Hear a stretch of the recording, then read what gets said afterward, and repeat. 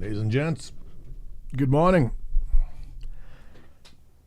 Another day. Oh, November 1st. Welcome to the month of November. Trust you'll have a wonderful Halloween.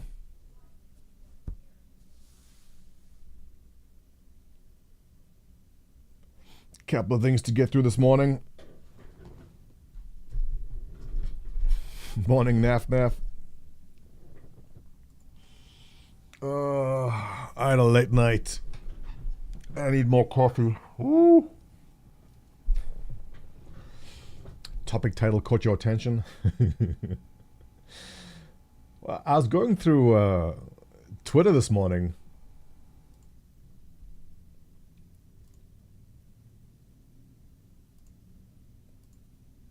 And, this topic comes up every time we see anything griefing related, right?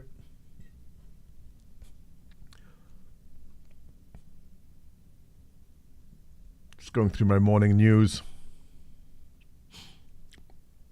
Thornburg, good morning. Well, I already had coffee an hour ago, but I don't feel like kicking in. But last night we had the Halloween celebrations. And so we went walking around to the neighborhoods and everything. It's freezing cold. Well, it got cold. And then by the time we got home, get everyone showered up into bed. It was late. And then a pizza arrived like at 9 p.m. So I ate pizza. It was just a exhausting evening.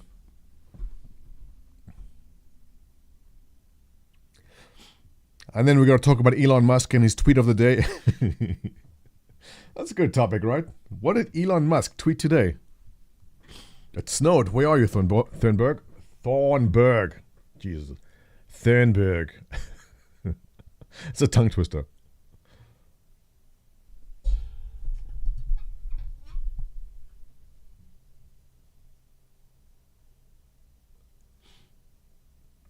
Any of you guys get into Pyro yesterday?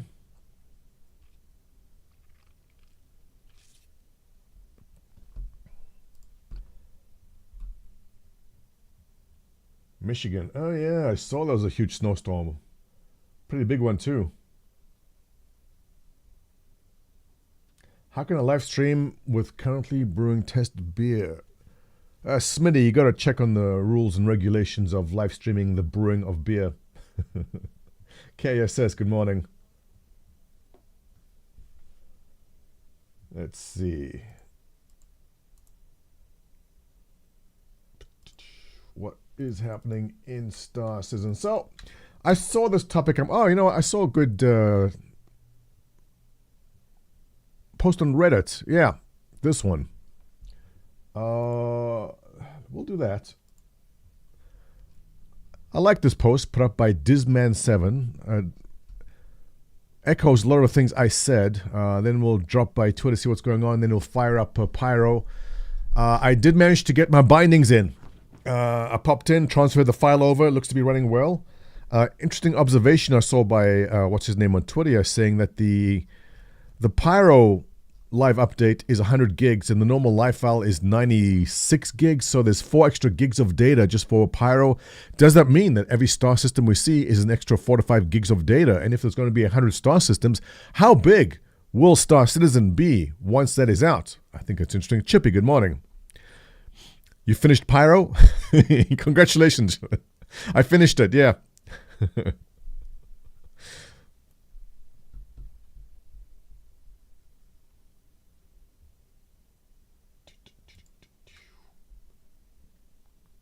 How does one actually finish Pyro? Yeah. We'll check on that. But yeah, kicking off this morning, we'll take a look at a Reddit post by Disman, then we'll drop over Twitter and see what the complaining is about now. I've seen a lot of people start the whole griefing versus PvPing versus nothing in Pyro story. And I don't know if I am just the strange, weird one that has the differing opinion here. And my opinion is one that I just don't see, and that is, if you're putting up something to test, let people test. I'm not going in there so you can test your weapons on me. I'm going in there because I want to see what's out there. So you get your usual band of PvPers going, well, you just got to get good, it's the Pyros for PvP, just get good. That's awesome. That's awesome, right. But let people have a look around. I know there's no rules. I mean, the CIG is not going to impose their rules here. It's up to the community. And if a new system comes out, they go, hey guys, go check it out. Sergeant Tickles here. Where was the post?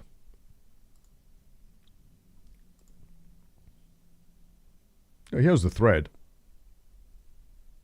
Yeah. Was this it? TV Liquid saying, guys, Pyro's not a safe system. Lots of tweets I'm seeing about citizens complaining that they're upset about getting ganked. That's literally what Pyro is about. Get a group together and defend yourself or stay in Stanton G's. Okay, we've had this discussion 1,000. Feels like we've had this discussion every single time this stuff comes up, right? How many times have we had this talk? Well, at least I've had this talk in Discord many times. Stratos, good morning. I see both sides, Thornburg. Yes, I think we all see both sides. But you have the PvP crowd saying, yeah, like this is PvP, and if you get shot down, don't cry about it. Yes, I mean, we all enjoy seeing ships blow up, right? I think at some point or another, all of us have been out there going, oh my God, this guy's mining and he's alone. Let's blow up his ship because explosions are cool. So he is our entertainment. We've all done that. But at the same time, there's a brand new system being launched. I go, hey guys, go check it out. And I was just referencing what happened to Sergeant Tickles, where he was saying he's in his hab. And this is what confused me too. When I first spawned in, I'm like, what the hell? How come I can use my weapon in the hab? That's weird, because I'm not used to it. Because where did I spawn in? What was it? Pickletown. What was the location I spawned in? I forget. Pash City. Yes, no, Pickletown. Although Pickletown would be a good name for it too. There's a can of pickles in the fridge. And I've been trying to get through the can of pickles. And I'm every day for lunch, what can I use the pickles for? I'm thinking, I got pickles in the head on my mind. Pickletown. Yeah, I'll eat it today, Smitty. Can you make me a beer that's pickled flavored? We'll do that. Slowly confused saying, I got gunned right down inside my hab. Despite, right, so look, I get it. It's lawless. It's fine. But here's the thing. If you are a normal person working in 9 to 5, you're excited, you've been backing Star Citizen for 10 years, you get home, you go, oh my God, I've got 2 hours to go explore Pyro, and I got the invite. Awesome. You get in there, you pick Pickle City, and you spawn in, and there's a guy sitting outside your hab and shoots you down. Like, well, okay, well, I'll just respawn.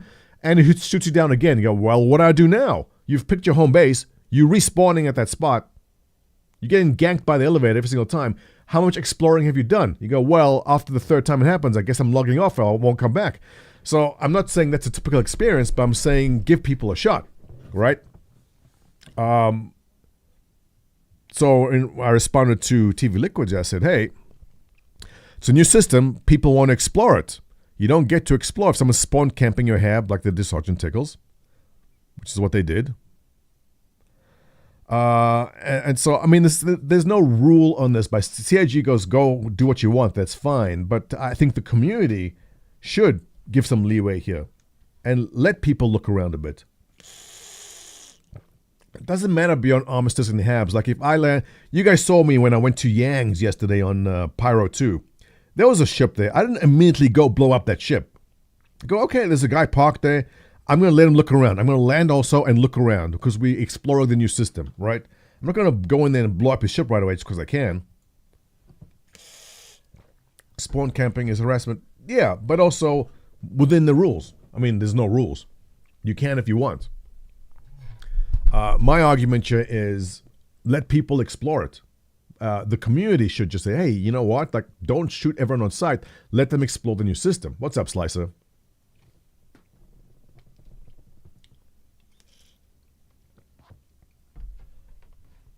Kind of like the first time Pyro Right, so I love what I've seen so far.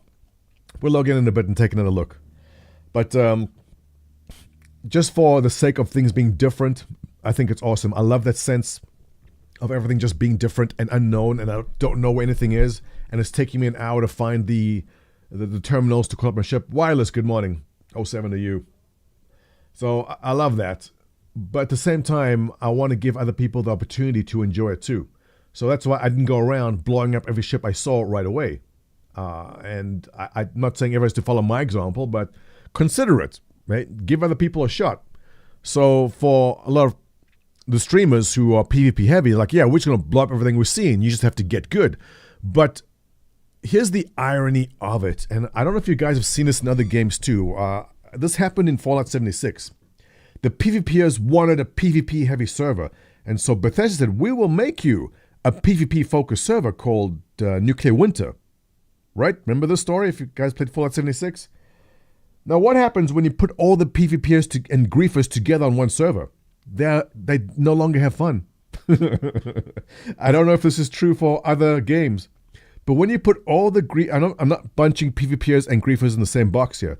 But oftentimes it's a blurred line between where PvP ends and griefing begins sometimes.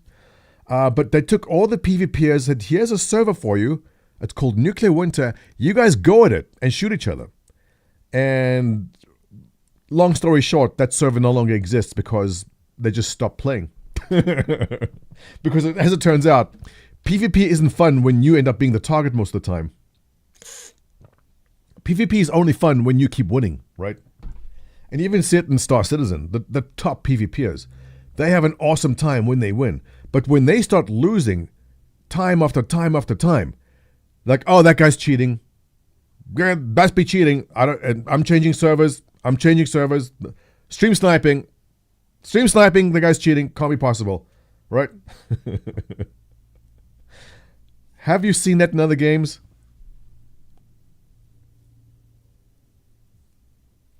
If one goes around shooting everything up moves without discrimination, PvP,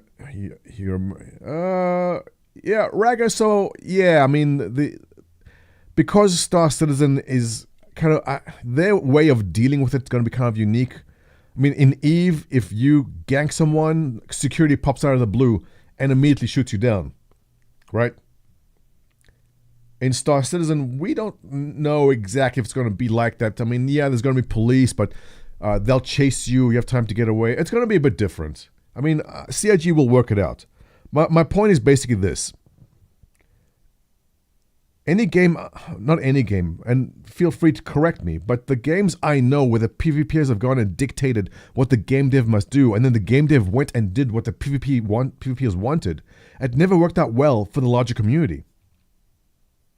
Because what the PvPers want doesn't translate well for the greater community, most of which are not into PvP. Unless you're talking Call of Duty, right? If it's a PvP-focused game, it's different. Pyro's the equivalent of low-sec in EVE. Absolutely, right. No argument there. I mean, I think everything we've seen in Pyro so far is awesome. It looks great. I like it a lot.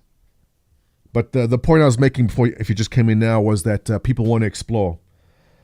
Give people just the chance to look around. There's people who work 9 to 5.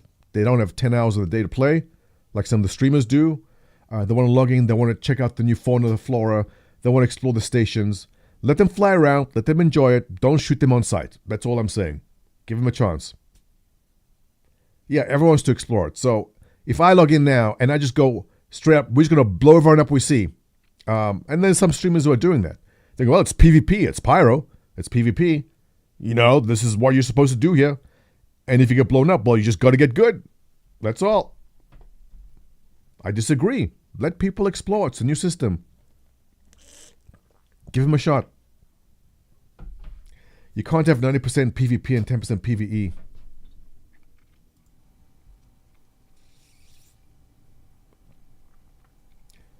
The wolves have to be outnumbered by the sheep ecosystem. Hey, who are you calling sheep? Look, there is a balance to strike on that. I mean, remember very early on, Chris Roberts was talking about a PvP slider, and we were all kind of mocking PvP slider. But there's different ways to deal with PvP and PvE. Poll after poll that I have done for the Star Citizen audience is majority of people there for the exploration, the cargo, and the PvE side of it. And I mean, depending on whose stream or channel you go to, it'll vary, obviously. But it's more than 50-50. It's 70-30, 30% for PvP focused. So while PvPers are getting most of the attention now because that's where the action is, Look, there is no excitement in going to explore a new sector and go, guys, today we are going to the spider system where there's an asteroid that has a cave, and the next 10 hours we're going to be exploring a cave. Maybe at some point in the future that'll be exciting, but right now the excitement is shooting things and making things blow up. But that's not always going to be the case, right? There's going to be more to the game than just that.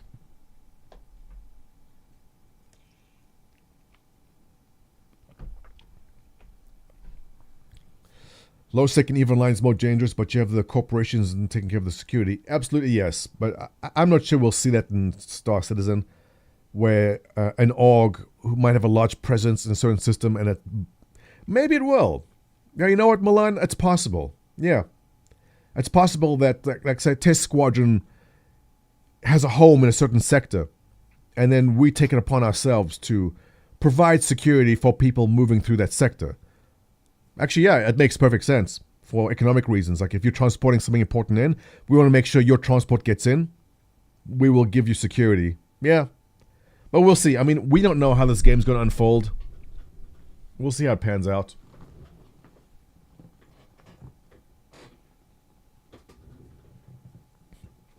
Pyro won't make it safe for others. Pyro's just not actually fun. Yeah, right, so John Lacey raises the point again. PvPers, almost every single PvPer in Star Citizen right now, loves winning. They'll take a loss every now and then when they come across someone better than them. But if you are a PvP, and trust me on this, all right? The top 1% PvPers in Star Citizen right now will not be the top 1% in 5 years from now. There'll be younger, better players coming in who will whoop them. And so once you as a PvPer, and especially if you're a content creator, go out there and a guy comes along, blows you up in 10 seconds. Okay, lucky shot. Go out again. Same guy blows you up in 20 seconds this time. You go, wow, like, this is very embarrassing for me, and this guy must be cheating. Or there must be something happening here that I don't understand because I don't like losing. And they'll switch servers and they'll go somewhere else where they will now be the dominant person because they don't like being dominant. No one likes being dominated in a game like that. They don't want to be someone else's entertainment. They want to be the entertainment. And it's like that in almost every game I've played. No one likes to be in the receiving end. Everyone likes to be in the end dishing it out, right? But understandable, you can't always be in the winning side. The problem is when you start being 80, 90% on the losing side of things, then you go, well, this sucks now.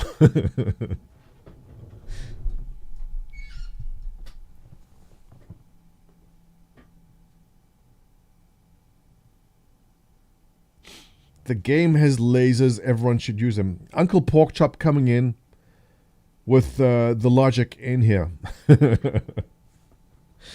So, getting back to what brought me on this topic was this tweet by TV Liquid saying, hey, everyone should just stop complaining so much. And it's not that. The scale of illegal immigration across the U.S. southern border is staggering. And I guarantee this video is from something else. But anyway. All right, Shooms. What you say about Prime Minister Resident Pyro? Ask Galactica. Morphologist asking. An interesting question. At what point can it be said Star Citizen gone mainstream? I would say Star Citizen is pretty mainstream right now. Because when you have Dr. Disrespect and Asmon reacting to Star Citizen content, that's pretty mainstream. Right?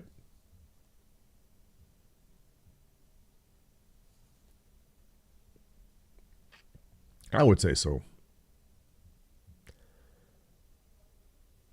Regular mainstream coverage from large news. Star Citizen has always had coverage from large news outlets. Kotaku, PC Gamer, r/gaming. There's always been coverage. It's just been negative coverage. And what I said years ago on this, I said right now, this is pointing to Star Citizen is a scam, and it's slowly going to come to Star Citizen might not be a scam to Star Citizen is just awesome. And so we're starting to lean towards Star Citizen is just awesome part. No one could have seen this coming, really.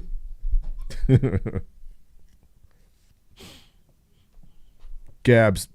Gabs, I can't stop and look at your tweets because my wife will walk in and say, who are you looking at? So I have to dodge your tweets.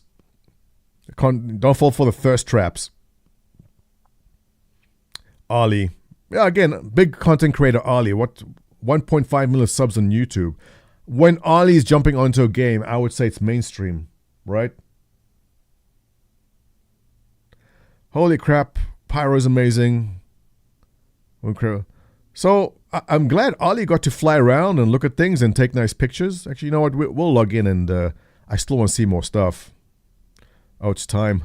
Yes, Mara. Oh yeah, I got to bring out the Hanukkah bush.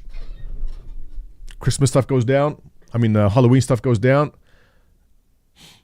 JS, how you doing? What do you think about Pyro? From what we saw yesterday, Pyro was awesome. I fell through the planet. I fell through Pyro 2. I spawned in, got to Pyro 2, fell through the surface of the planet, and that was pretty much what I saw.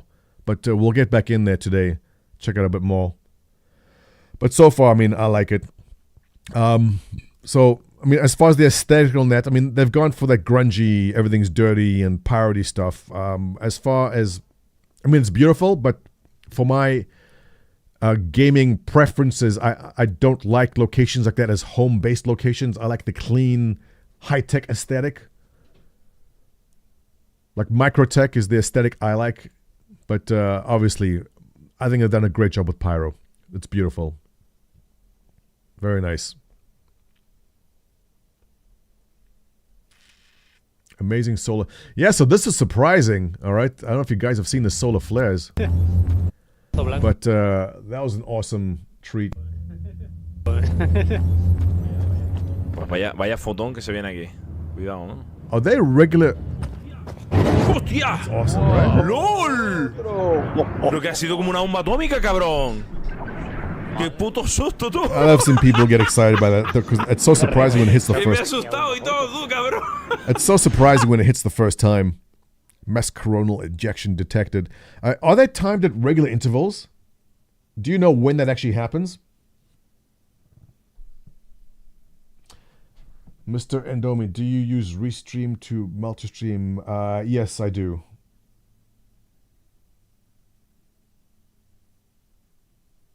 On occasion, if I'm being ganked, as Rotus ramming, gankers hate that. Gankers hate ramming? Why? They should love it. Again, I mean, it's not...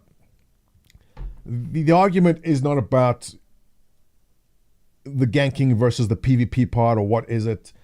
Basically, all I'm saying is let people explore Pyro, let them enjoy it.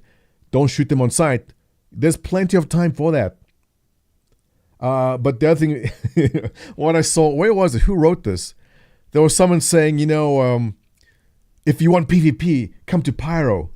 I guarantee you, 100% now, that the PvPers will stick to Stanton. The griefers and PvPers will stick to Stanton because anyone who wants to do actual PvP against someone else who's good at PvP will not be going to Pyro, right? Pyro is where you gank people. PvPers don't like losing. PvP is only fun when you're winning. And you're only winning when you go up against people who don't know how to fight back. And that happens in Stanton. He said it scared the shit out of him.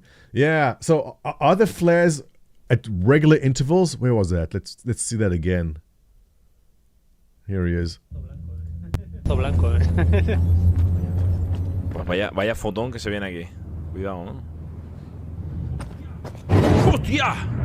¡LOL! Pero que ha sido como una bomba atómica. That's a good reaction. I can only imagine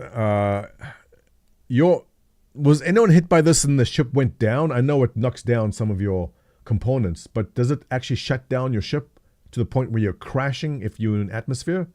I have not tested that yet. I was on the ground when it happened to me. I was taken out of quantum. Okay, that's cool. The Ninja PvPers take losses as a chance to get better. Okay, you talk... Ninja, you're talking about people still learning. What about the PvPers that are top of their game? all right? You've been playing for 3 years. You are at the top of your PvP game. And chat, tell me what happens when you are a top PvPer and you get taken out, and then you get taken out again by the same guy, and you get taken out a third time by the same guy. What do? Chat, explain, in case someone doesn't understand how it works.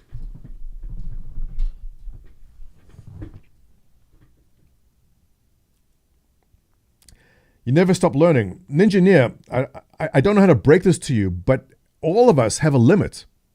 Every single person in this room has a limit to how good they will get, all right? When I played PlanetSide 2, I liked flying the Mosquito, it's a little plane, and I was like, I'm going to be the best damn Mosquito pilot on the server. And as much as I practiced, we're talking hundreds and hundreds of hours, I only got to a certain level, and I could not be better than that. It doesn't matter how many more hours I put in. So if you think that the more you practice, you'll just get infinitely better, that is simply not true. I hate to break the news to you. Unless you're some kind of advanced AI that can only improve in time, you will hit a limit. Every single one of you in this room will hit a limit. And the truth is, there will be someone better than you. Or if you're the best in the game, in time, someone will be better than you at some point. You will not be the best forever. So this whole idea is the more you practice, the better you get. Go for it, man. Practice. Like, look at the races, all right? At one point in time, Shive, who is in test, was the top racer in the game. But Shive got old and lazy. And other people came in. There's always a bigger fish. Thank you, Cyberwolf. It's true. So the idea of, you just got to practice more. Yeah, you can. You may improve. I know if I practice more, maybe I'll get 5-10% better. There is no chance in hell I will get to the top 1%. It's just not in me. I don't have it.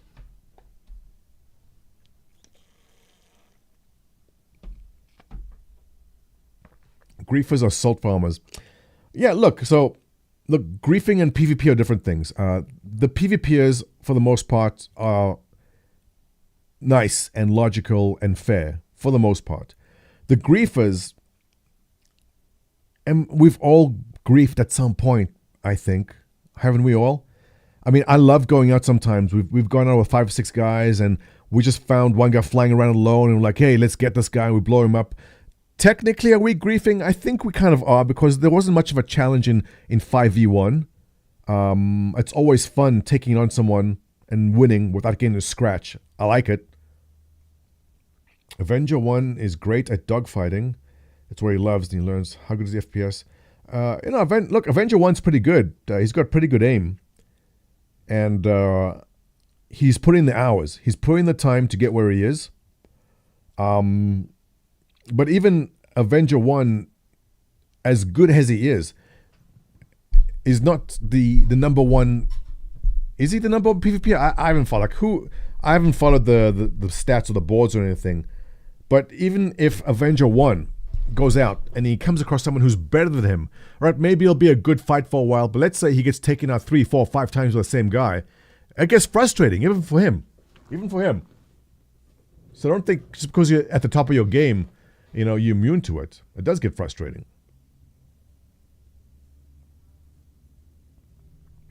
We see it in the responses. Quitting in the middle of combat. PvPers are so upset. They had to contend with that from non-PvPers. He's at the top of number 1. Yeah, look, Avenger 1's done great. He's put in the time and practice to get where he is. But even that, he's not the number 1 in this game, or even if he is right now, there will come people who will be better at some point or another. And the point I was making with that is, PvPers do get frustrated when they lose. And I guess Ninja was saying, yeah, but you just gotta that's just practice. And the point is, you will only get so good. It's not that if you practice as much as Avenger 1 does, you will be as good as him. It doesn't work that way. It comes down to biology also. What are your reflexes like? What's your eyesight like? Right? No leaderboard, just sweaty tryhards. They are better than Avenger 1. Yeah, likely. I mean, I don't follow the boards. I don't know who's number 1, but Respect to anyone who has taken the time to improve themselves to the point where they do get up there. It is hard work. I thought Moist Noodle was number one. Is there a way to rank? Ubernerd, what's up? Is there a way to rank? How's that ranked?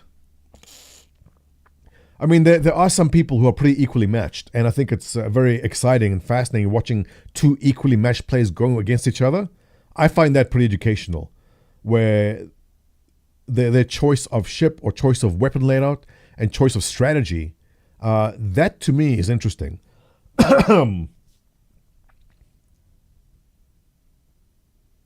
Yeah, so Ninja, I mean, there's going to be a lot more to this game than PvP. A lot more. It's like saying same in Eve, right? It's not just PvP. Star Citizen is not a PvP-focused game where you must engage in PvP or the game will suck. You don't have to. And we know there's going to be entire systems where they'll be, I guess, PvP discouraged, right? At some point, even the best in the game will slack. Absolutely true. Yeah. Look, no one stays number one forever. I'm terrible at dogfighting, but Firebrand, that's a thing that while dogfighting is definitely an exciting part of this game, it's not the game. Like Star Citizen wasn't meant for PvP dogfighting, but we have to recognize that the PvP dogfighting and racing part of Star Citizen is a big selling feature right now, before more of the game comes out, right?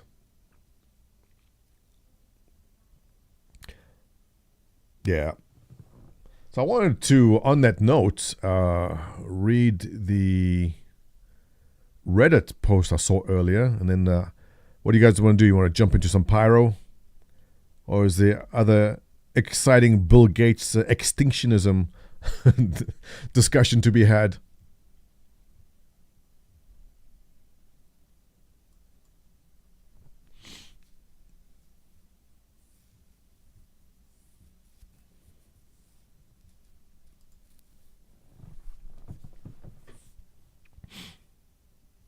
How's the brewing going, Smitty? So, on the topic of what we're saying, good luck, MK. Enjoy. Just make a wild dash from the Habs to the elevator. Arena Corner for PvP implied consent P. Yeah, so Naf, you're onto something. Consensual PvP, okay? Not that PvP needs to be consensual, but the best type of PvP is the consensual PvP. What's the most recent game I played which has that? New World. New World had a PvP slider, well, no slider, a PvP button. You can go play New World completely PvE, but you may be missing out on some perks, right? But when you want to do PvP, there are PvP specific events, and there's an actual PvP button that goes PvP on. And then it's free. You're a target there, and you can target anyone else who's also into PvP. Enjoy. Go for it. I thought that was a unique and interesting way of handling it. I can't see that being applied to every single other game.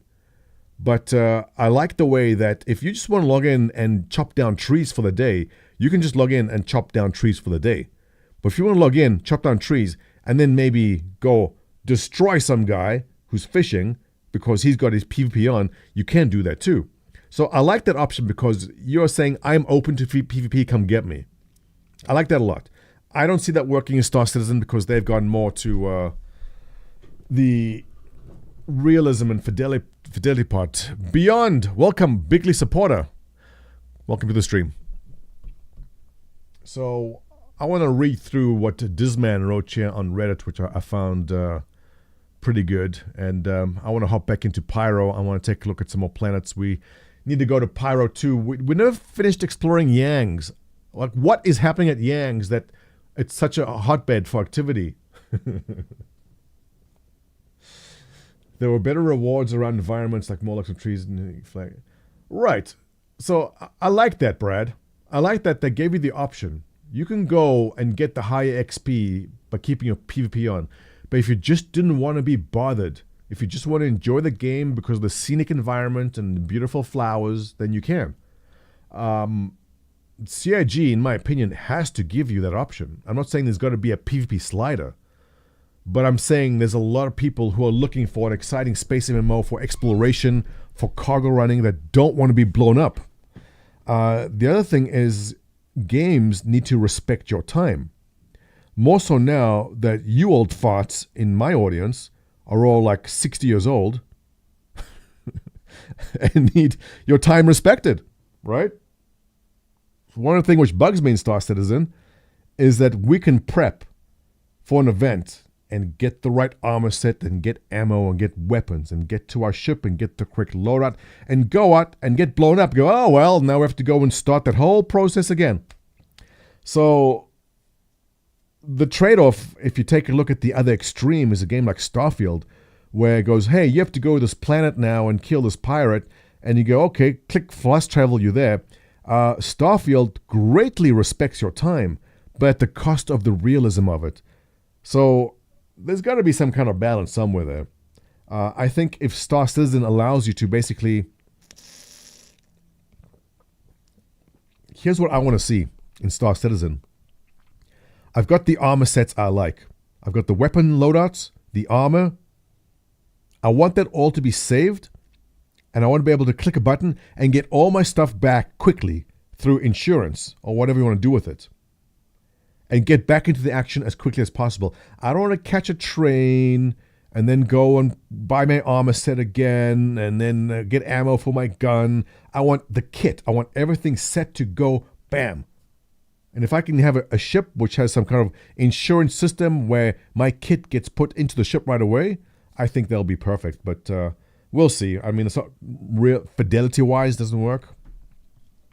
I think the PvP flag system is bad. It killed World of Warcraft PvP. I never played WoW, so I can't speak of that. But did it? So why did it kill PvP? Give them time to evolve security systems. Yeah. Right, Smitty. That bug, I guess, of being able to recall your ship and it came with the gun rack and everything in it.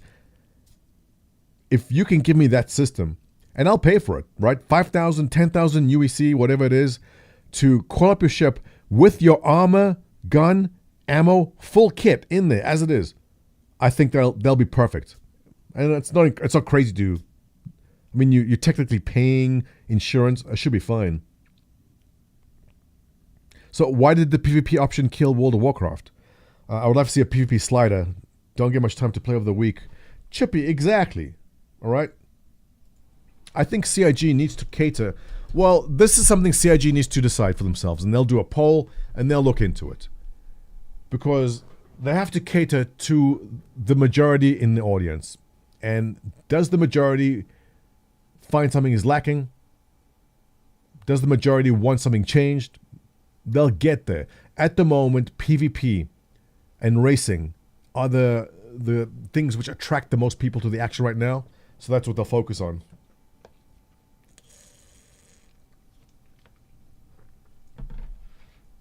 Yeah, Cyclone, right. A kind of a fabrication service. So your ship is equipped with some kind of 3D printer or some kind of fancy tech that will simply replicate the items you need at a cost. That works for me, if they do it. Arena PvP killed WoW because it made the game competitive? What do you mean? So PvPers did not want competitive PvP? Who's the vocal minority, John? This hat is tight. Doing my other hat. I'm trying to stretch this hat out. Stretch it out.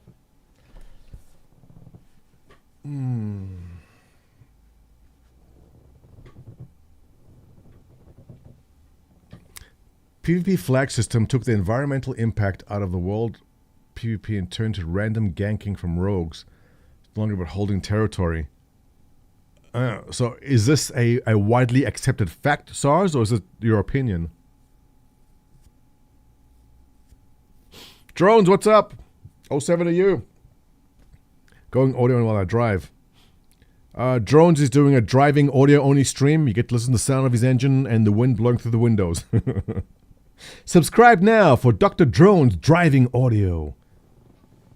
Gad, what these content creators do for content these days, man.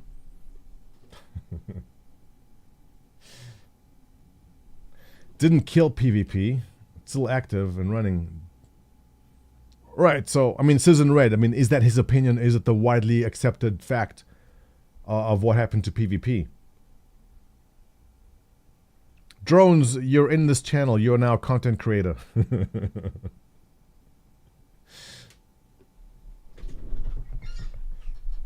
Or influencer.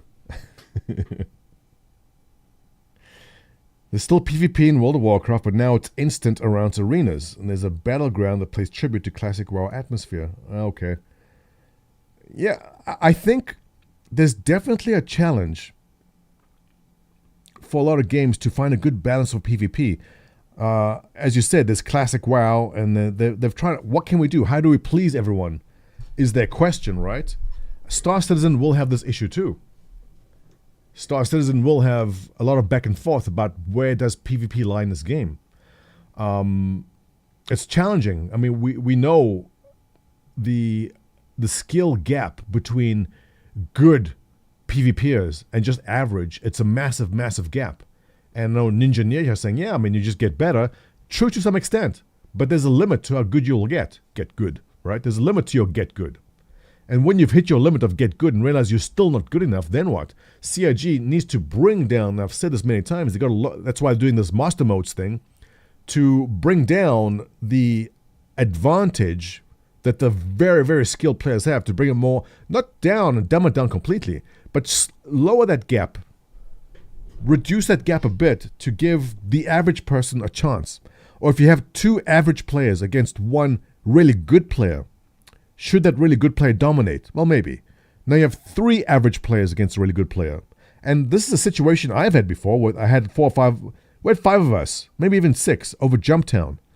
And one ace pilot popped up and just started taking us down. Like there was 6v1 and he was taking us out. Now, I assume it was legit. Some people, oh, he could be cheating. He had the weapon hack or shield hack. I don't know. But the point is, it was 6v1. And he just seemed really, really good. Like he pointed his ship at me. My shields went down. I exploded. I go, wow, that guy's like pretty damn good. Should that kind of skill dominate over 6, 7, 8? How many people should one skilled pilot dominate? That needs to be reduced. CIG can say, you know what? If you are a really good pilot, you should not survive against 3 average pilots. You know, I feel that's kind of roughly where they're kind of aiming for.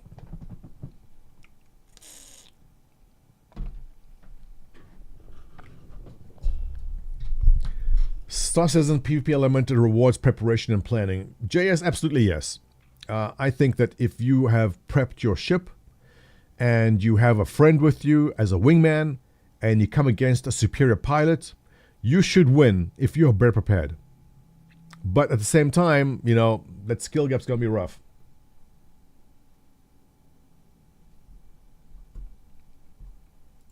So I want to take a look at this. I was reading this morning and I found it pretty spot on for what I was saying yesterday.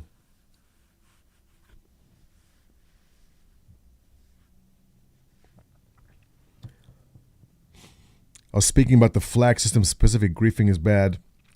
Griefing is going to exist in any game as it is. We're never going to stop griefing. At one point or another, we have all griefed other people, as much as we may not think so. It comes down to the definition of what you consider griefing. Because if I'm out doing a box mission and some guy parked his ship diagonally across the pad and there's no space, I'm blowing up his ship. To him, it's griefing. To me, like, I'm just making space for my gameplay, man. So, I mean, it's a complex topic. It's not that easy. But straight up griefing just for the sake of ruining someone else's time, what I don't like is if someone is specifically trying to ruin your day because you are now their content and they don't want to be. It's not consensual. Like, they don't want to be your content. They want to go about and do their thing, but you're specifically going out of your way to make sure they cannot do the thing they want to do. And you do that repeatedly, then that's a problem.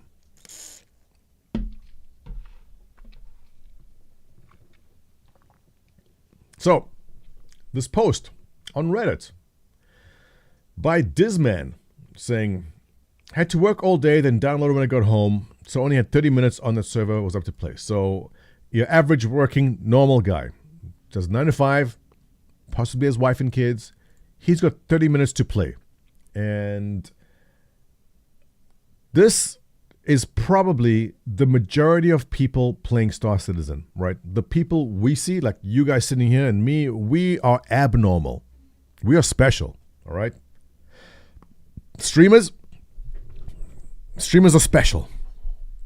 The normal person works 9 to 5, has a commute, has a family, does not have 6 hours a day. He's coming in, he's got 30 minutes. What's happening?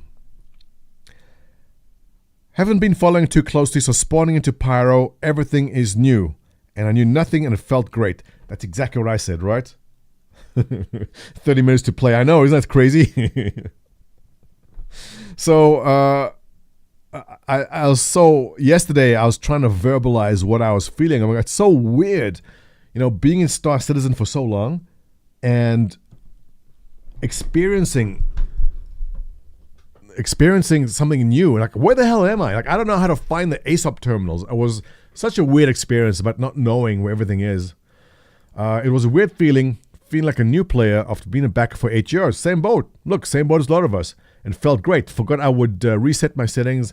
I had to go tutorial messages up. Haven't used them since they're already updated. Blah, blah, blah. New player vibe. Absolutely. I love that. I love feeling like a new player in Star Citizen. It's a feeling we don't get too often. I chose Patch City. I like this guy because I also ended up in Patch City, which I incorrectly called Pickle City for some reason earlier in the stream. I chose Patch City. Didn't know anything about the 4 options. Same thing. And I had to say the signage around is pretty good for Rundown Station. I was easily able to find my way to the elevator. Well, this guy's better than me. And the Hab lobby. Okay, so this guy, he's lying because that's impossible. I was unable to find my way around. He's making it up. And then the elevator took me to the space hangars. Got a little lost in the flow, but found the ASOP terminals as we all did, right? In a few minutes and delivered my 400 I was on the way. Yep. So pretty much spot on so far. Pickle City. Today's my day off. Right. So, right, Chippy. I mean, you have to hang out with the wife, have a glass of wine, put the kids to bed, right? There's things to do.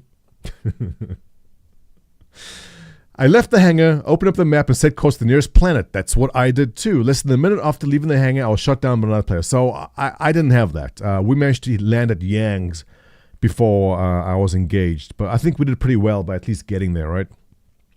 So, he got shot right away.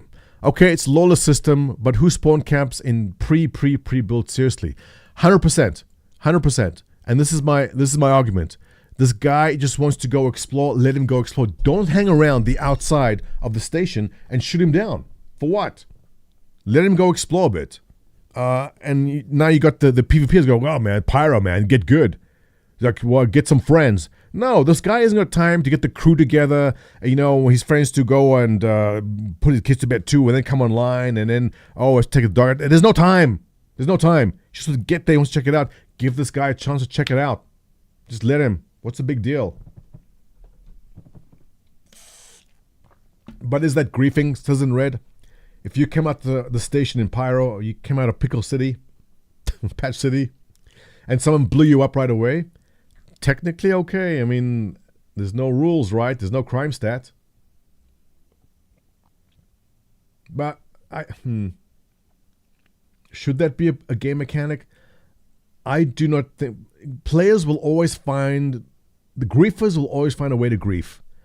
I think there should be like some size 12 insta destroy laser on stations that has a range of 10-20 kilometers. And if you if you shoot someone as they come out, you're instantly dead. Just my opinion. I think you got to give people a chance to at least spool up and get to where they want to go, and not get destroyed right away at space stations. Just my opinion. Feel free to disagree on that.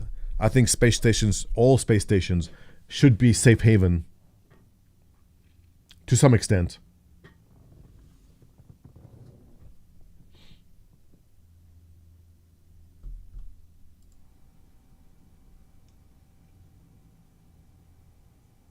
We're testing the build now. Just Goblin PvP at this stage of patch development, for understanding. Right, Shane. Exactly. And there's people who disagree. They go, it's Pyro. I mean, this is what's supposed to happen. Yeah, it's supposed to happen in Pyro when there's more of a game and more options. I know once this game is out, and I want to engage in PvP, like I'm itching to take my F8 executive and just destroy everyone, I'll go to Pyro to do that. But right now, let people explore. Let them explore. A good soul shift Pyro. Mats, anything with a bit of quantum fuel is good. It's a big system. So anything with like an arrow will get you small, like short places, but you need more fuel. They have those giant lasers, don't work because of server state. Seraphim has a lot of guns, they don't do anything. SARS, yeah. So, I mean, there will be other solutions. Hit scan, basically, like in EVE, right? You have the, I forget what they're called in EVE, the high-sec security guys. Basically in EVE, if you gank in high-sec, you're instantly dead. Now, it's still doable, there's still ways to do it, but you pay the price very quickly. It discourages a bit of it, right? Video games should be designed for people who have time to play them, not for people who don't. Salty Mike. Did Salty Mike actually say that? But look, opinions will vary. And Salty Mike, life changes, all right? Life changes and opinions change. When I was playing heavy PvP in PlanetSide 2, and all you do in PlanetSide 2 is PvP, and people complained, I was killed too fast by this and that. Well, get good, man. Practice more. That's fine. But now, watch as I predict the future for Salty Mike. Salty Mike seems like a healthy young man and has a beautiful young wife. And I mean, I don't assume to know what their situation is, but should they have children or adopt a child, if that's the direction they want to go, suddenly life will change a bit. And they'll realize that this little human that they're raising might need sustenance, might need entertainment, might need things done which take away from his time at the computer. It happens. Real life happens. And he might not have 8 hours a day. Now he might have only 3 hours a day. And his opinion will change. And, well, look, I'm only logging in for 3 hours. Why am I being ganked outside Pyro when I'm trying to entertain my stream, but now people won't let me? And opinions change. So as you grow as a human being, as life changes, opinions also, well, subject to change too. So if Salty Mike is saying, yeah, they shouldn't design the game for that or this, that'll change. They don't want kids? Fair enough. Feed you the shovel. But look, streamers are not the targeted demographic for Star Citizen. While streamers might be the face of the community right now, streamers are not the average player. The average player cannot turn on the video camera and play for 8 hours a day. All right? Burks, I see, fucking 12 hours a day. He's every time I go, he's on. I don't know how many hours he does, but he's always on. That is not the normal person. Normal people do not have 12, 8, or even 5 hours a day sometimes, right? The majority of players in Star Citizen have jobs, have families, want to enjoy the game. They are the majority. The active people you're seeing now streaming are not the normal demographic. Far from it. They're the minority.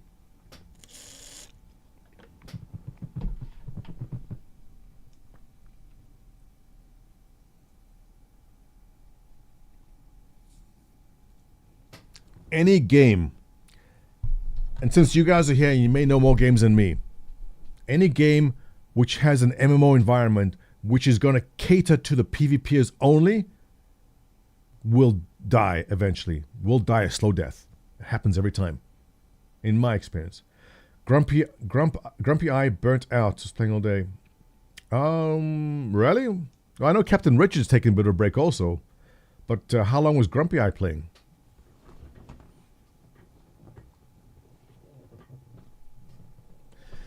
The streamers get watched and they think, yeah, look, CIG CIG will give streamers a lot of attention now, because if you are a streamer and you are playing 6, 10, 12 hours a day, you're putting more hours in than QA does.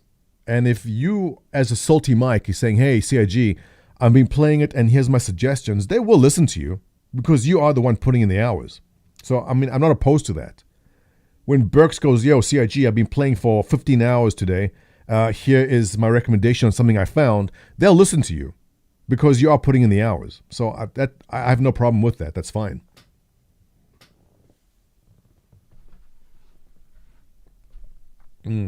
So onwards with this post.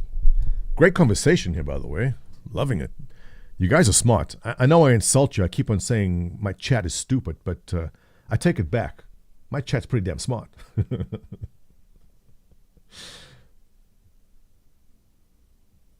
Those were the days I'd play Star Wars Galaxies all day long. We're not now. All right, Chippy, life changes. Life changes. Okay, so we're looking at continuing with our Reddit post from Dizman. Got to Pyro 2. Oh my god, this is exactly what I did yesterday. Right down from the location he spawned in to going to Pyro 2. And he QT'd to an outpost on the sunny side. I guarantee it was Yang's. Burks is not normal. Isn't he?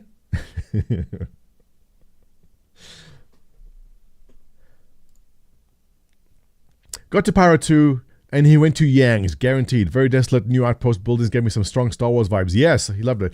Explore inside a bigger one for a second. I kept thinking I'll be able to loot every piece of junk after playing Starfield. Yeah, I want to pick up everything too. And as soon as we do have a hab, which we can build ourselves, I'm going to take everything I can find and just stick it in my hab. I like being a loot goblin in these games. Then went outside to discover a carrot hovering off the ground. That is what happened to me. The same carrot shooting his 400i. God damn, this is as if I had written this, all right? Exact same thing. The carrot was there shooting it in the ground. By then the server shutting down. 5 minutes, popped in, destroyed my ship. He tried to suicide into me with a carrot, but I was in the building, just blew up. All right. Then he noticed a mule outside. Don't have a player board, was planted there, did some ramps, server died. Minus the 2-player interactions, it felt great. Felt really good not knowing what I was doing. I agree.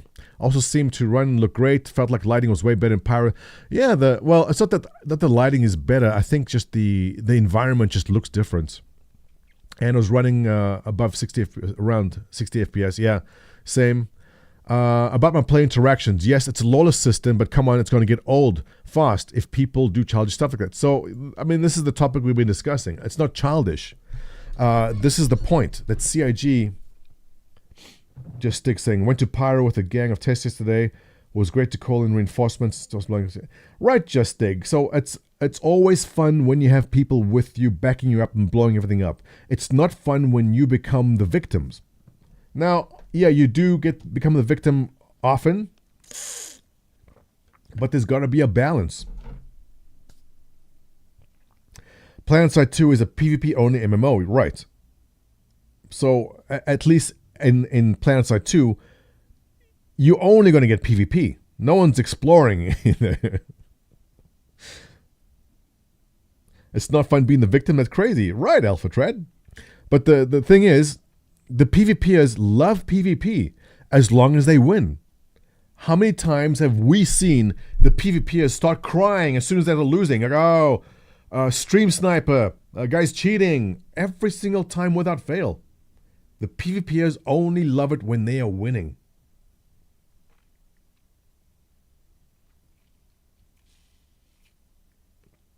I may be wrong.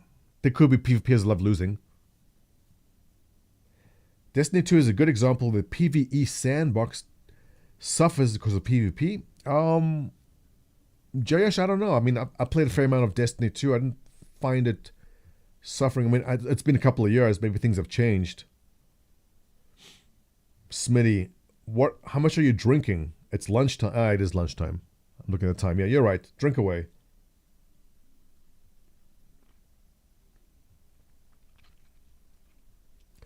So I brought up Dark Age of Camelot. They're out there. It's rare. It's different to smaller subject MMO players. It's 5 o'clock somewhere, absolutely right. Yeah, so I don't know exactly where the PvP balance is going to be in Star Citizen, but there will be a lot of back and forth. And like we've seen in World of Warcraft, what you guys have been talking about, it's a balancing act. It's a never-ending balancing act. It's not easy.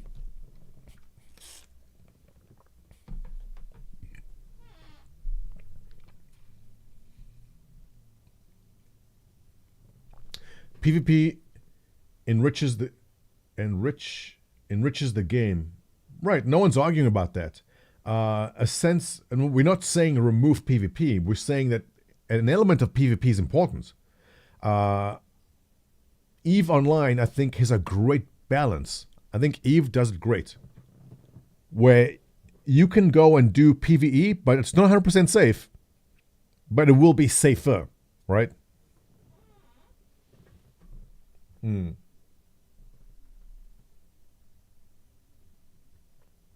was exploring last night, got stuck in a tunnel, was killed by someone with a grenade launcher. Well, Balak, that's awesome for the person with a grenade launcher. I mean, it wasn't good for you, right? I see.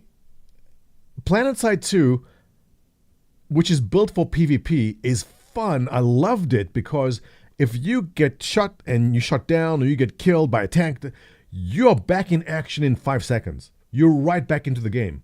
There's no half-hour prep to get somewhere. What drives me nuts in Star Citizen is you can prep for an hour, get out there, now either server crash or someone kills you, and then to get back to where you were to continue playing is another half hour. That bugs the hell out of me. It's just the amount of time it takes to get back to where you want to be going. And I'm saying I don't want to wear the white flight suit. I want to wear the armor I like, and I want the weapons I like.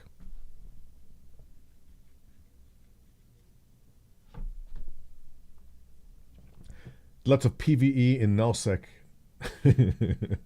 Yeah, I mean, but that's a great thing about EVE, right? If you want to do PvE in the dangerous areas, you still can. Just don't get caught. So I like that balance, but I think Star Citizen will definitely have a lot of work to do with how they want to balance their PvP. I'm not really clear exactly what the plans are, but there'll be a lot of back and forth. Pyro is a great test bed for PvP. I mean, do they need a test bed for it? Parameters? I mean, what parameters are there, JS? You see someone, you shoot them. I think at bare minimum, all stations should be safe. You should not be ganked outside the hangar, and you should not be ganked. If you've managed to get within 10 clicks of a station, it should be safe. That's just my opinion, because give the person a chance to get in there, rearm, get back in the action. Just my opinion. You don't have to agree with it. So anyway, about my play interaction, says Dizman. I look forward to the day when more mechanics are in that discourage the whole just shoot anyone you see mentality, which is what we're seeing right now. Like my ship and component, wear and maintenance, ammo supplies, inventories, maintenance, real insurance, wait times, etc. Because even in the complete lawless system, people have to consider their actions a bit first to determine if it's worth a setback of doing so. I think the balance when it comes to Pyro is expect to lose whatever you're taking in. If you're going to take in your 890 jump, which you've spent 50 hours getting the correct components for, and it blows up, don't cry you lose it. Don't cry about it. I think going to Pyro, take disposable ships. So I don't completely agree with that, but I get it. To be clear, I'm not butthurt. It happened. I just expect it not that fast, twice in 30 minutes. Right. Again, give people the chance. Let them explore. I'm shaking my head at people's childish behavior on a brand new pre-alpha build instead of explorer or be spawn campers. Right. So no argument there. No argument there. Let people explore. Any content creator goes, well, it's PvP, you know, so get good. No, shut the fuck up. Shut the fuck up. Let people explore.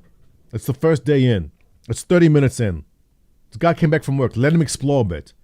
You know, you getting to blow someone up on your stream is fun, but let the guy explore and discover a bit of Pyro. The worst thing any game dev can do is let PvPers dictate what's going to happen.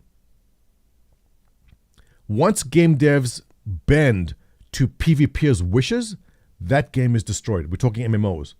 If an MMO game dev bends to every whim of PvPers, that game, that MMO is done.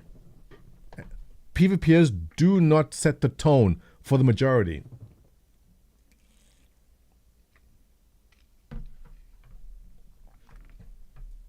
Pasternak, good morning. Pasternak says, I think when Endeavor comes, large organizations won't have to worry about much prep time. Just have your hospital ship in orbit, act as a spawn point, and it will also get armory module. Yes, Pasternak, exactly. But that's not there right now.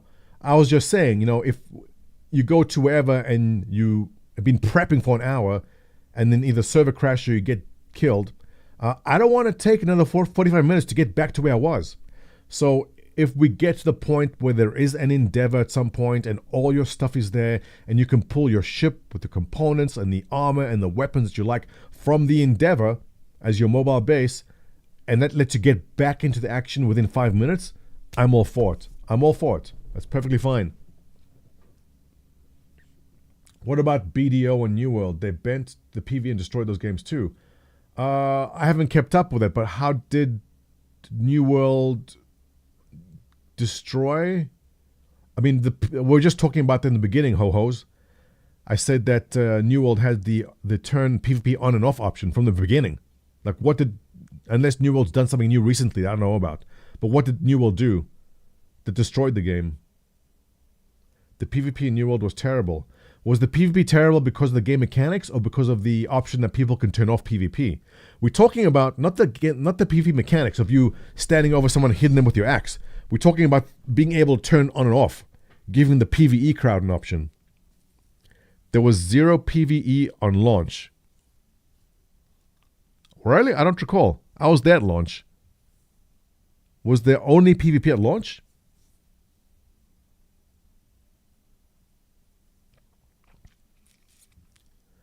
I haven't been into New World for a long time, but what is the state of the game right now? I'm assuming it's a lot more balanced. In beta, New World was much more open PvP. They only added PvE features halfway into beta. Okay, so Jeff, was that seen as a bad thing for the game or was it a good thing for the game? Because if they made... Alright, so this is the dilemma that game devs will face. And it's like, this destroyed the game. But as if they went the other way, then it would have been okay. You don't know that. We don't know if New World went full out PvP, the game would be in better state.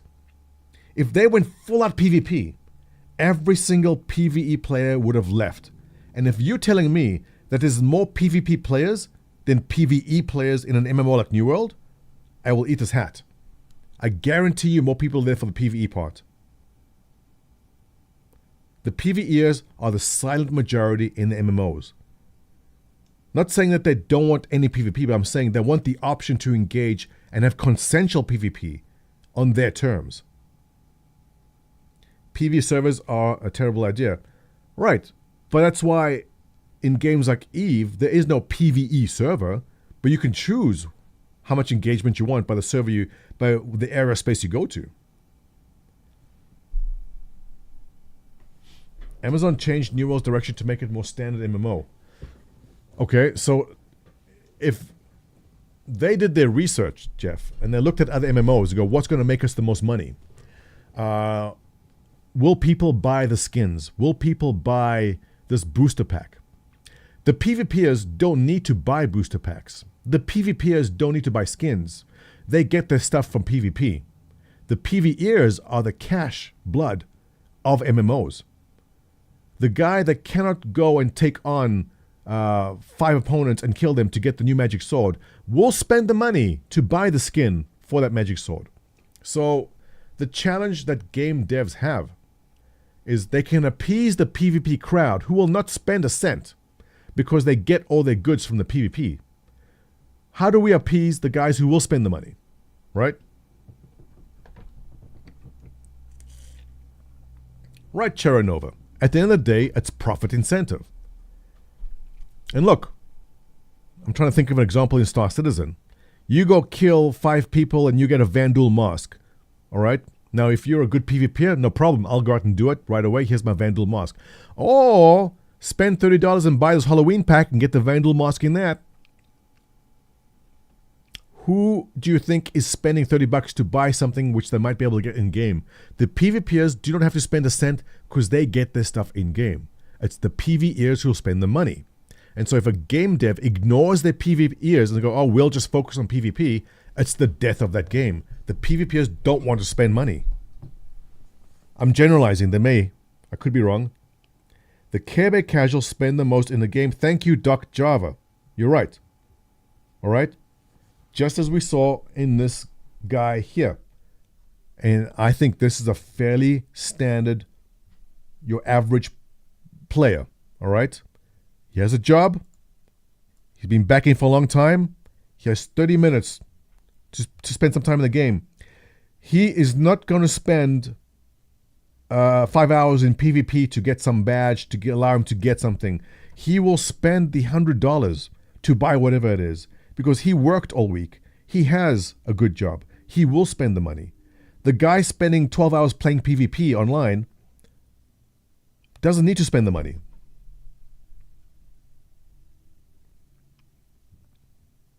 Research shows PvP preferences in MMOs is the minority. Okay, and right, beyond, anecdotally, is that how I pronounce it? That is my experience too. From polls I've taken, majority of people are in Star Citizen for the PvE part. Mainly because MMOs have no PvP catch-up mechanics that works well. It's a challenge. Look, the PvP mechanics in the games I've played, it's challenging. The game devs want to please everyone, and you cannot please everyone. It's very, very tough. Pasternak's asking, the gate camps in EVE, right? You think there'll be some? Absolutely, Pasternak. There'll be people camping the Pyro jump point, the Stanton jump point, both ends. Absolutely. Oh, but I mean, it will be a safe zone, right? I mean, we've already seen, like, the jump to Pyro has all the stations, everything. Like, I think once you get close to it, it'll be safe. But as you come out of it, you'll be in danger. So you have to be able to basically spool up and get ready to quantum out of there the second you arrive. Much like EVE. In EVE, when you pop over to a new system, you don't sit around, like, pick your nose for a while, take a look at things. Like, you get out. Like, you go. Like, spool up. Get out of there. Don't hang around.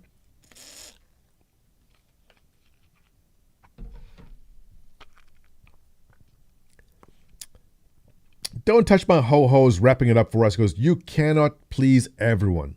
Right. So you have to please one side more heavily, not dance around. No, well, CIG will never please everyone. I guarantee you, once Master Modes comes down, and once they decide on exactly what the flight mechanics will be like, the PvPers will be crying nonstop, all right? The very high-level pilots don't want this game dumbed down. They are good at what they do because they put in the time, they've practiced, they're good at it. So when you start reducing the rotational rate, when you start reducing strafe and all that stuff, the PvPers will cry about it. JS for $5, thank you very much. I appreciate it. JS giving me $5 and saying he doesn't agree with my ideas. Oh my God, mods, kick this guy. JS, you have to agree with me. I don't agree with your ideas, but they're compelling. Look, JS, these are not my ideas. I'm giving you my observations. All right? My observations is that balancing PvP is incredibly difficult. And what CIG is going to be doing, they haven't done much yet, but when CIG comes to balance PvP, the PvPers will be very, very upset. Absolutely. Because they have to dumb it down. Those of you who weren't around the beginning, there was a point in patch 2. Whenever, or was it patch 3, where they doubled the speed of combat. If your Aurora was only doing 250 meters per second, it went to 500. They doubled the speeds on everything. And combat changed to what we know as like the jousting. Like, oh, he's there just strafing around and jousting, and just the speeds doubled. It changed everything. And now they're kind of with master modes. Okay, we'll bring it down a bit back and we'll see how it was. Chris Roberts wants, initially when Star Citizen was first announced, he was thinking in his head, World War II combat, like, flying behind the guy, trying to get a good position. That's what he was thinking. But things changed, and we ended up with just jousting at high speeds, and that was too far in that direction. So we're not going to go World War II in space, but we're also not doing straight up 6 degrees of freedom. There's going to be somewhere in the middle. Right now, I think we're more here, and we need to get more there. It'll come closer. But I think master modes is the first step in that. Remove tricording, make engagement more balanced. Master modes is a step in that direction. Right. Right.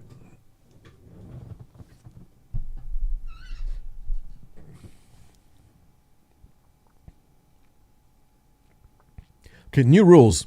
New rules in chat. JS has to agree with everything I say.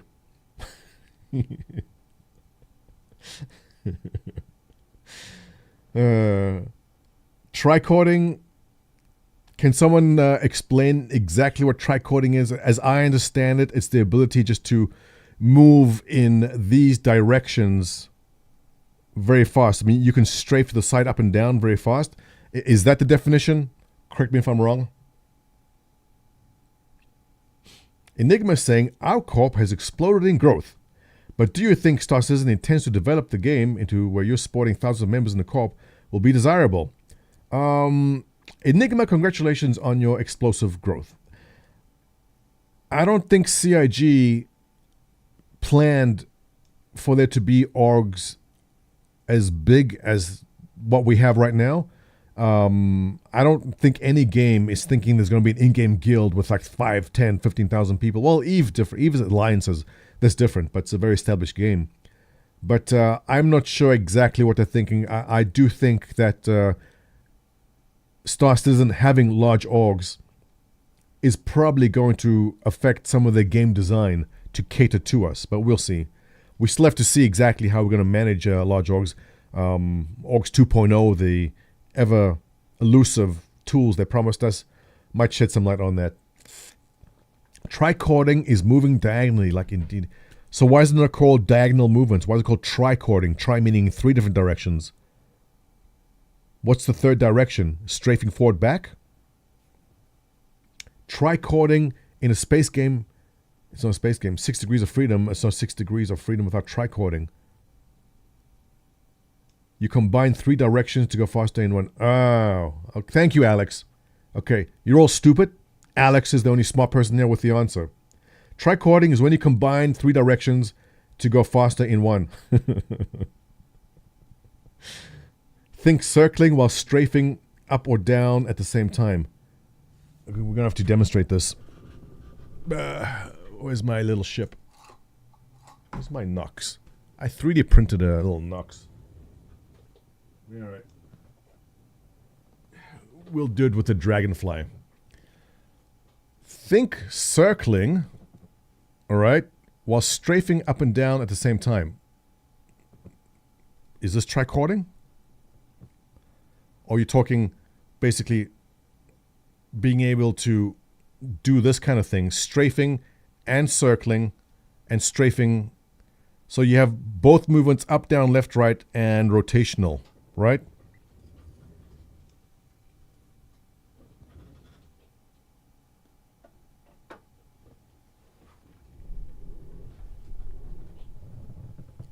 CrimeStat Max, first time in chat with insights. Thank you, CrimeStat Max, saying forward, up, right. So basically, going forward, pushing up, and to the right at the same time, tricording. So if I understand what Master Modes is trying to do, is they want you to basically focus on forward and reduce your up and to the right strafing, right? Is that it?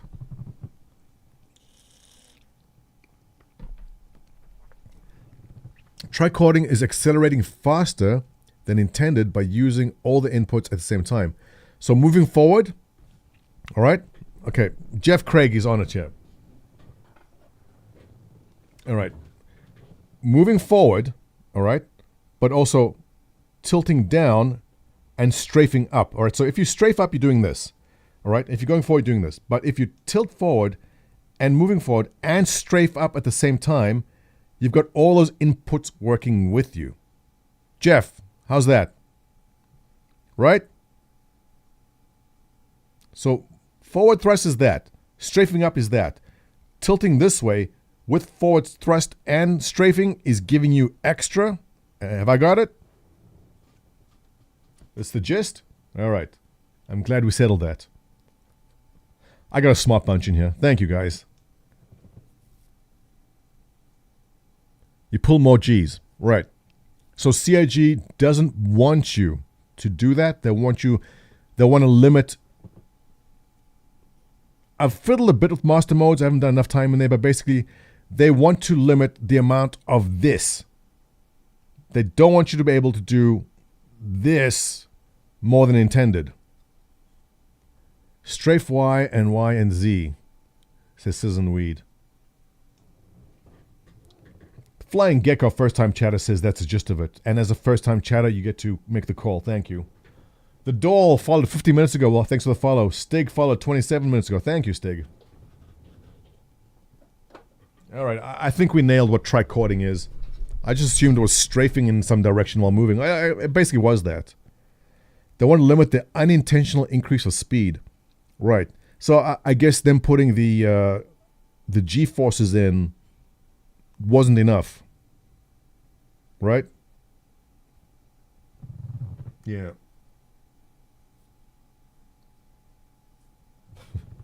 Crime Stat Max saying I had to fight my way out of the Habs and Pyro. Yeah.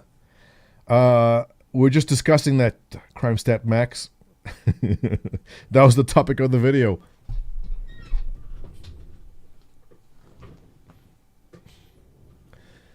You can't get more speed, just more acceleration.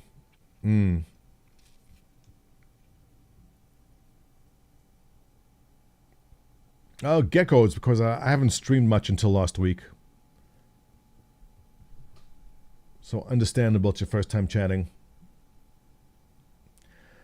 We already have unrealistic deceleration physics. This just goes almost step into bullshit land. Oh my god, Alex, watch your language. You know, should be a filter on that for that. Tricording makes your ship move faster than by default, and faster pips can track, making gimbal fighting useless. Yeah. Oh, that's the other thing, Enigma. Good point there.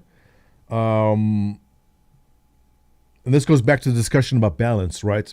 So fixed weapons, definitely you should get an advantage. With the changes coming there, if you have a size 3 mount, you can put a size 3 weapon. That size 3 weapon will shoot faster and give you more DPS versus putting a gimbal. Now you get a size 3 gimbal, put a size 3 weapon on, which is where it's going. That weapon will have a lower rate of fire, I believe, and that's the balance. Now the problem is majority of the players coming into Star Citizen will not know anything about combat. Majority of the people coming to an MMO, keep in mind, this is very niche, all right? Space sims are niche. Bethesda took a giant gamble with Starfield. They go, we understand that dwarves and giants and archers and rogues are the norm for MMOs. We want to go for a space sim MMO. So they took a gamble. And the gamble they also took is there's going to be space combat. Now, Star Citizen takes that and puts it on steroids. If you've never played any kind of flight sim and you come to Star Citizen and now there's a mission we have to get into a Gladius and go fight something, that's rough, man. For someone who's never actually had any kind of flight sim experience to come to Star Citizen is challenging.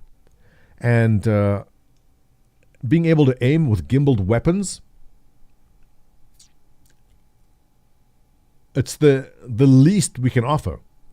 But now you have people with gimbaled weapons trying to go into combat, and if they can't hit the guy they're aiming at, they're going to get wrecked, right?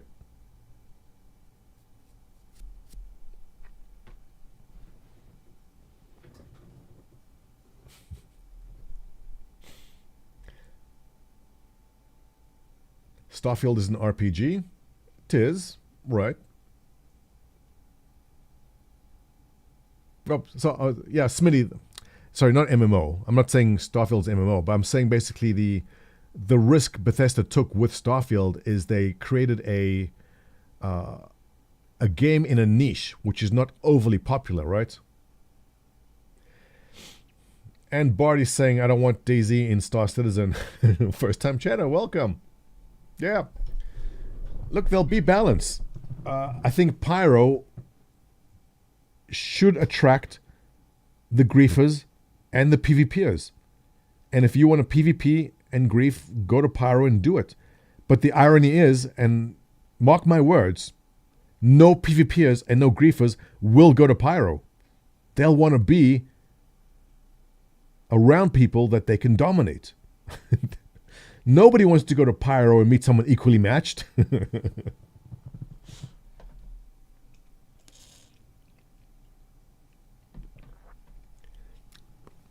Citizen Red, you still in the tricording part? You get more G's with tricording, not total speed increase, just acceleration.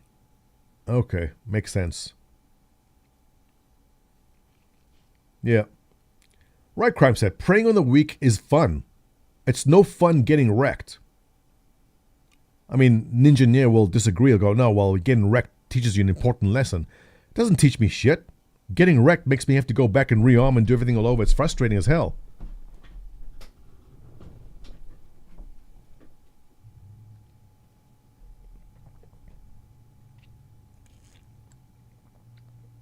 There's only so many lessons you can learn.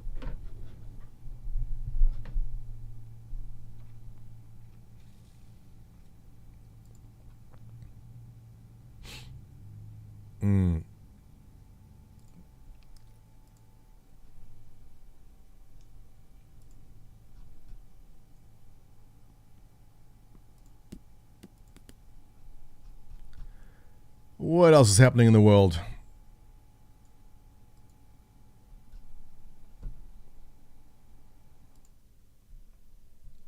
Griff! Is he streaming? And now we'll go, yeah, check out my review of SunCon. He held the line. Oh god, I hope this hold the line thing doesn't turn into the answer the call thing. I hope not. When I saw that, when Chris Roberts is up, he goes, and you remember, like the old man said, I held the line. Like, oh god, no. Not another catchphrase. Don't do it. The last catchphrase we had was answer the call. Some of us are still on hold. We answered the phone, there was no one there.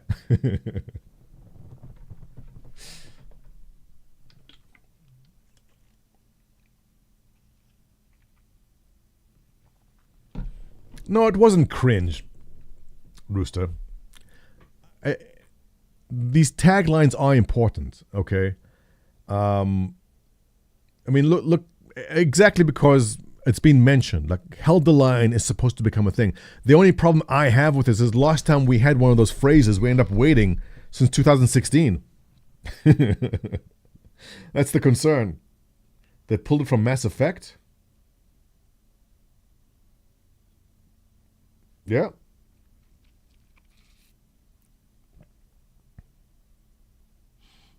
Where in Mass Effect is that the phrase? Next catchphrase will be, we'll get a retirement check. It's funny because it's true.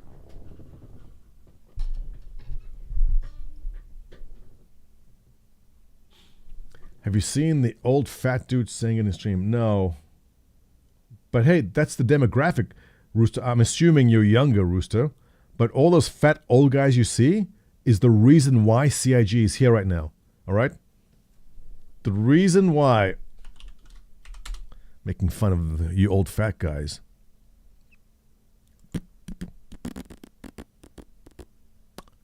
Boop.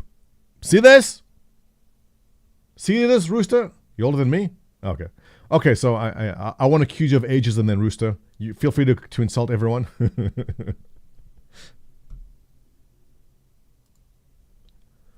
All those old fat guys in stream, you see this? 4.5, 4.4 million, another 4 million there. See that? The reason CIG exists is all those guys in chat and all those guys sitting in the chairs. The fat boomers are funding this game for future. Thank you, Johnny J. Absolutely right. You younger guys don't appreciate it. All right? $19 million did not come from you 16-year-olds looking at videos and going, cringe. $19 million came from the boomers funding this game. Yeah, get off our lawn. That's right. $600 million didn't come from you ungrateful 19-year-olds. Here we are. See this number here? This didn't come from high school students, all right? This came from old fat guys cheering Chris Roberts. That's where it came from. Show some respect.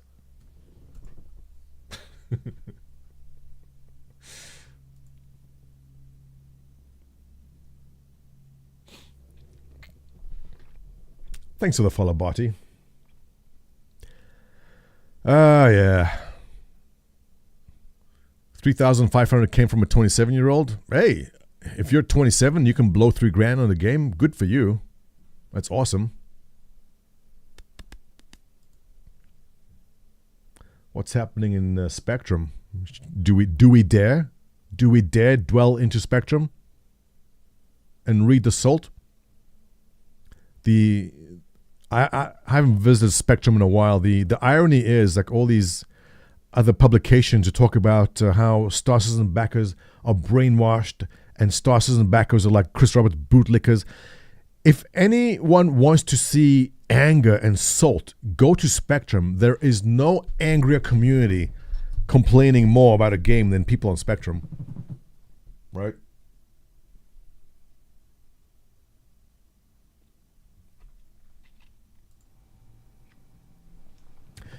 I'm hoping the direction it's going will promote people flying together, think before tackling targets. As it's right now, feels like anyone good enough can just dunk on a whole server. I think they aim to make it more accessible. Yeah, so in a perfect world, Pasternak, I would agree. In a perfect world, I would like to think that you flying around, even if you have a superior force, don't immediately go and just blow up someone else for the hell of it. But we know that's not going to happen. Right? It's not going to happen. Games will always bring out the worst in people. Games will always bring out the absolute scum of society. And if something bad can be done, it will be done. That's why you got to create the framework to balance it. If it was up to me, and we've done this at Jumptown, you guys who've joined me in Jumptown have seen it. We'd roll up at Jumptown, and Jumptown was clear. There was no one there. It was just us, and we had about 10, 15 ships. And there was one guy, was a freelancer or something, with a ship parked outside, and he was running out, jumped down with his box. And he's running out, and he stops, and he looks, okay? And we all, just like with our lights on, all just pointing at him. And he's holding his box, and he's looking around. And I was like, okay, guys, like, let him go. Let him take the box. And he went into his ship, put the box down, and flew off. And I think that was an awesome experience for everyone, for him especially. We could have easily blown him up, but I thought that was awesome, right? But that's just me. I think you should let people enjoy the game. But at times, there's time for violence, and there's time just let people be. But I don't think that's a commonly shared opinion.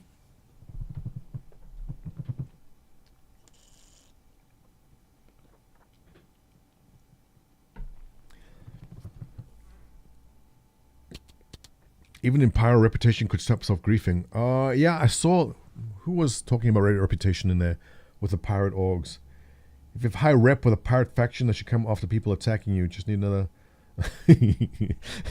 Yes, the reputation system's coming. Absolutely.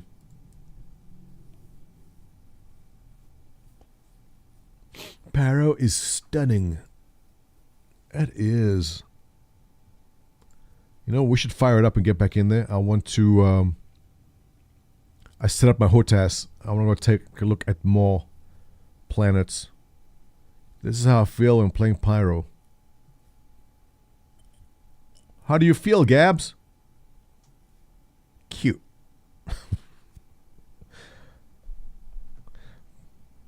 Oh, Ben Lesnick, what's up with him?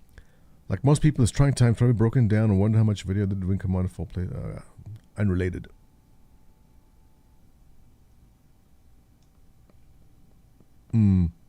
Yeah, what planet is this? I want to go see the yellow planet. I want to go look at the moss. Where is that?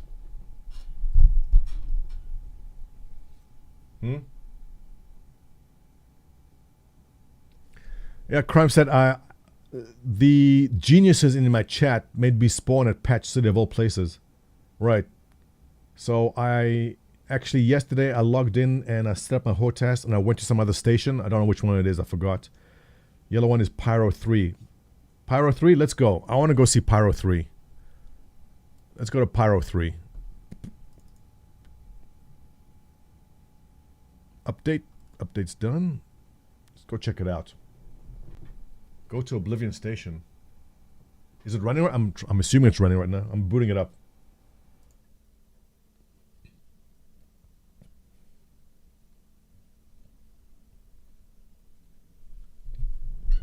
I want to see the yellow moss. Let's go.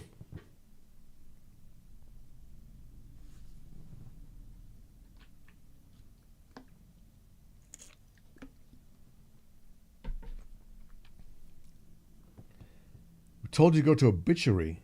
Smitty, I don't listen to you. Why? Go to Oblivion. I don't know which one I went to. All I know is I logged in, made sure my HOTAS was working properly, and then just picked some random place. I forgot. Yellow Moss. Monarch's his name.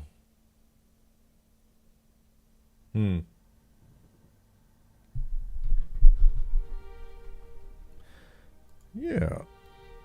Deleted user. I don't know who you are. You deleted. Sears Punch. Yeah. Captain Baz? Sure.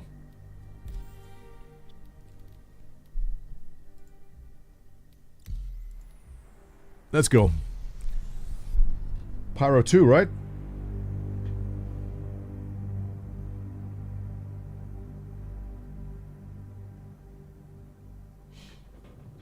Hurricanes were good at gate camping in Eve with an RD. I think some Pyro. Yeah, look, a couple of quantum snares. Any ship will do, right?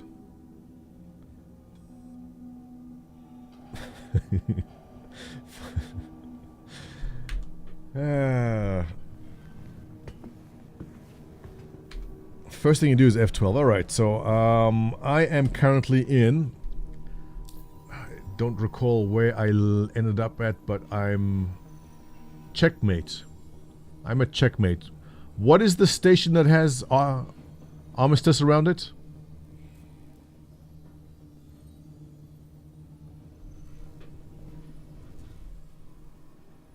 Which station is Armistice?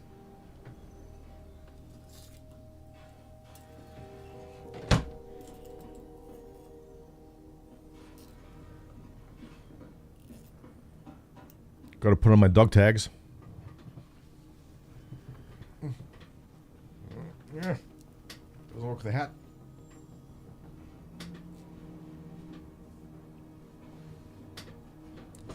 Can't fly without the tags. Is there a station with Armistice? I thought there was.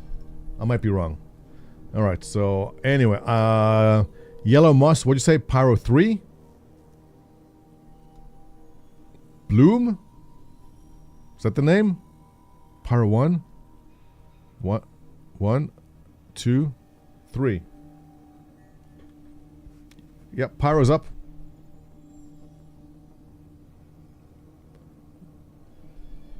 Bloom. Alright, I want to see Yellow Moss.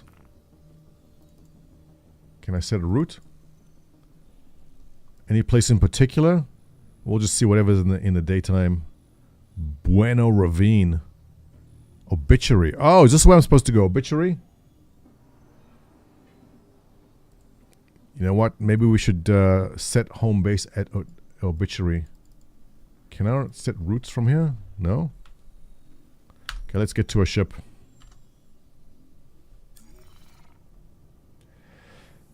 Press tilde key, then type R, display info 0 to remove the QR code. Why is the QR code bugging you, Doc?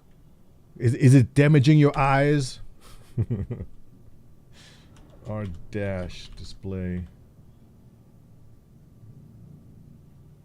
info 0. Did it? that did nothing. Still there. Turn off in graphic settings at the bottom of the list. Is it bugging you guys? Oh, God. A bunch of crybabies. Graphics. Session information QR code. No. And watch. Watch. I'm going to hit some kind of very important bug in this game. And they'll go, if only you had the QR code. We could have saved it. We could have actually learned something important. But because Doc Flanagan told me to turn it off, they will now lose this information. Watch.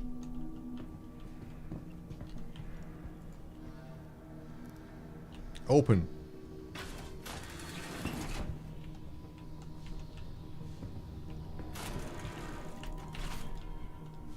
Wait. Just gonna make a mad dash for the elevator here. No one shoot me, please.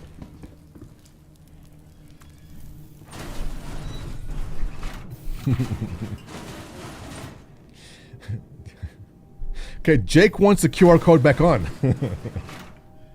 Checkmate isn't PvP. Okay, so checkmate is safe. Checkmate is safe.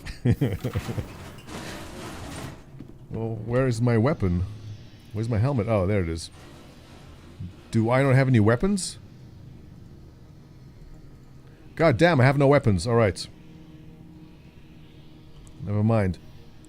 Can I buy a weapon?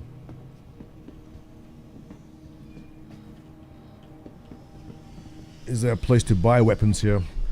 So if you're just joining the stream, I'm going to make my way to Pyro 3 because I want to see yellow moss on rocks. Which is important to do.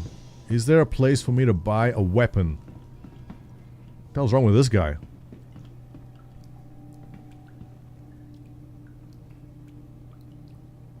Uh-huh. Upstairs the market is the gun store. Galleria. Thank you. Alright.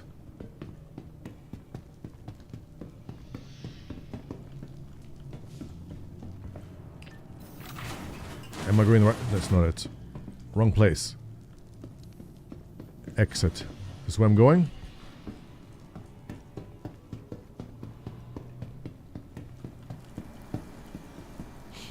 To be honest, I don't know how important Pyro will be once this game is fully out. Galleria? I am in the Galleria. This is the Galleria, wasn't it? Market. Here we go.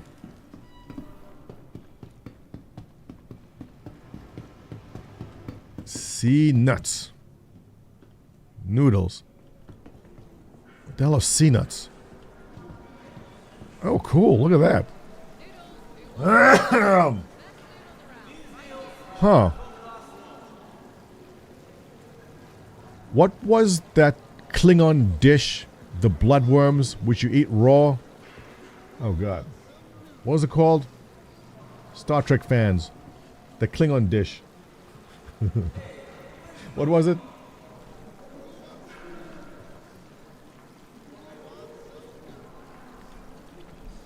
Okay, on a quest to get a weapon.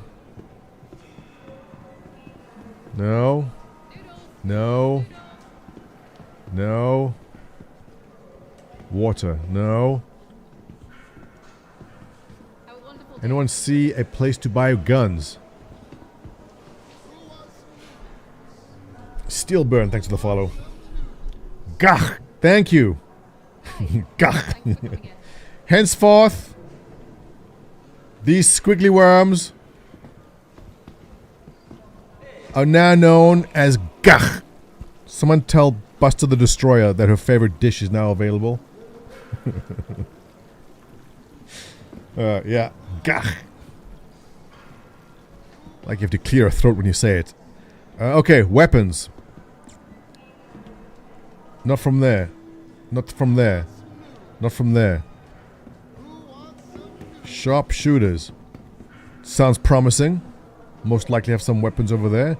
I'm still not sold on a helmet. Thank you, Sergeant Bilko. I got it. Yes, Balak. Gah, it is. I have one on my back.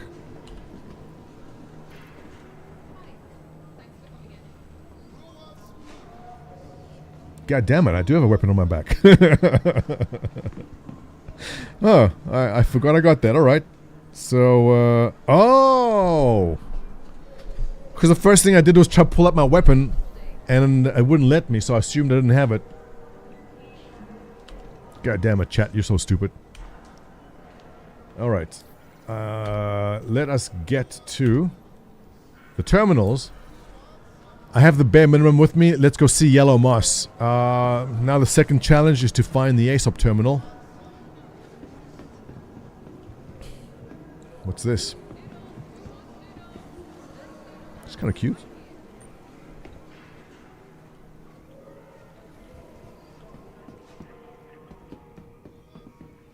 Ready to eat.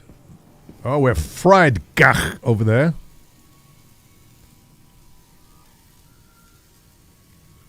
Interesting. Some kind of space chicken. Nice. You know someone spent about 50 hours making the textures for that, right? What do you do?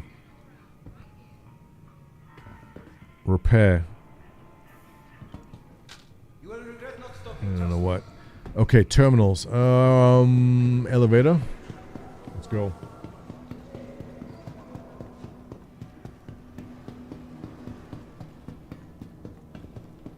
Transit? Am I going the right way? I still feel like I'm running around aimlessly. I don't know where I'm going. Habs Refinery Clinic. Entrance. I'm assuming we go to entrance, right? Yeah, there's gach in several flavors. There's raw gach. There's also fried gach. We're going to be saying gach a lot in this stream. Hangar Transit. Okay, this is a bit different from the last station we were at. Any idea we can expect this in the PU? By year end? They have to bring in all the server replication layer and all that stuff. But fingers crossed year end. I'm not going to hold my breath for it. Early Q1, maybe. We'll see. Alright, heading downstairs. Ladies and gents, we're going to make our way to Pyro 3 because I want to see Yellow Moss. We saw the dev talk about how the density and the lightness of moss is important. We want to share in the excitement of that. Loco, I'm sorry to hear that. You play every day but didn't get the email. It's coming. I can appreciate how frustrating it must be to want to get in there and not see it. But look, give it a week, right? Just close your eyes, do other stuff, and come back in a week. You'll get there. Should try out Unwanted Guests. What is that, Moonhowler? Alright, we want to go to visit thingy. We were in our Drake Corsair, which was destroyed. Let's get that back. Your insurance claim has been sent. We can get back in 5 minutes. Yeah. Thank you. But you know what? We don't want to wait 5 minutes. Let's just pull up a... what should we pull up? I want something fast, but with enough fuel to get me to Pyro 3. Will an arrow make it to Pyro 3? It's a mercenary mission. Moonhowler, I want to see some locations before we start doing missions. I want to go see the biomes. Unless that mission actually takes me to the biomes. Will it? Never got an email, just let me download the tech preview. Yeah, for those that are not in, bit of patience, it's coming. It's coming. What ship has a standard fast quantum drive on it? Hoplite? Harbinger? Yeah, let's do that. Haven't flown this in a while. Let's do it.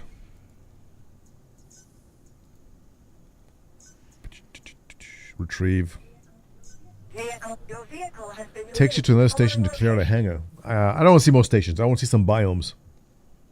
Have you seen the game Foxhole Negative, Ronald? What is it? Hangar 3.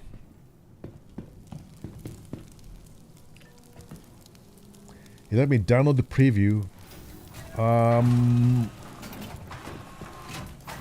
If you've downloaded it and you start up, what happens?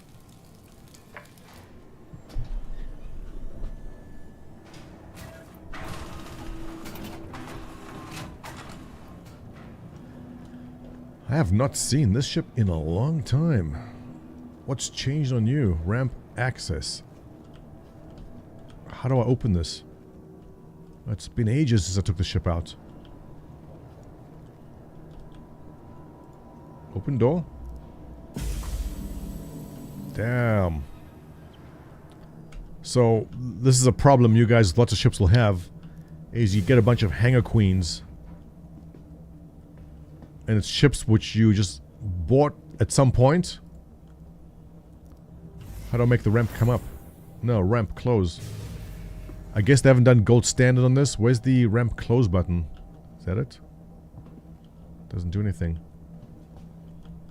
I have to actually push it like a savage? I guess so. And this door doesn't open automatically? God damn it. What kind of crappy ship is this? Okay, Pyro 3, here we come. Yellow moss, let's see it. I keep on wanting to put my HOTAS down. And my desk clamps will get to it eventually. And if this time, my HOTAS is set up correctly. Power on. A thing of beauty. Absolutely. We're in action, ladies and gents. Let me get my pedals from under the desk. Come on, pedals. There we go. Wait. I may want to set myself a location. What did we say? Pyro 3? Pyro. 1, 2, 3. Okay, should we go to... Let's go straight there. Let's just go. And lift off. All working correctly. Yes, it is. Gear up. Can I fit through? Yes, I can. And we're off.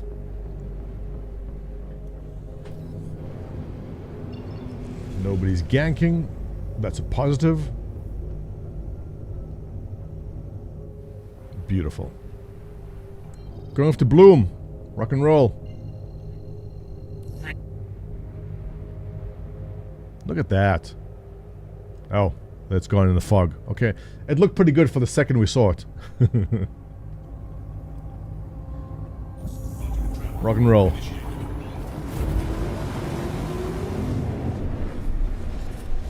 Carl, what's up?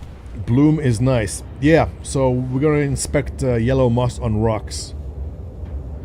A real boer flies a cutlass. Thank you, Ronald. No, we've upgraded.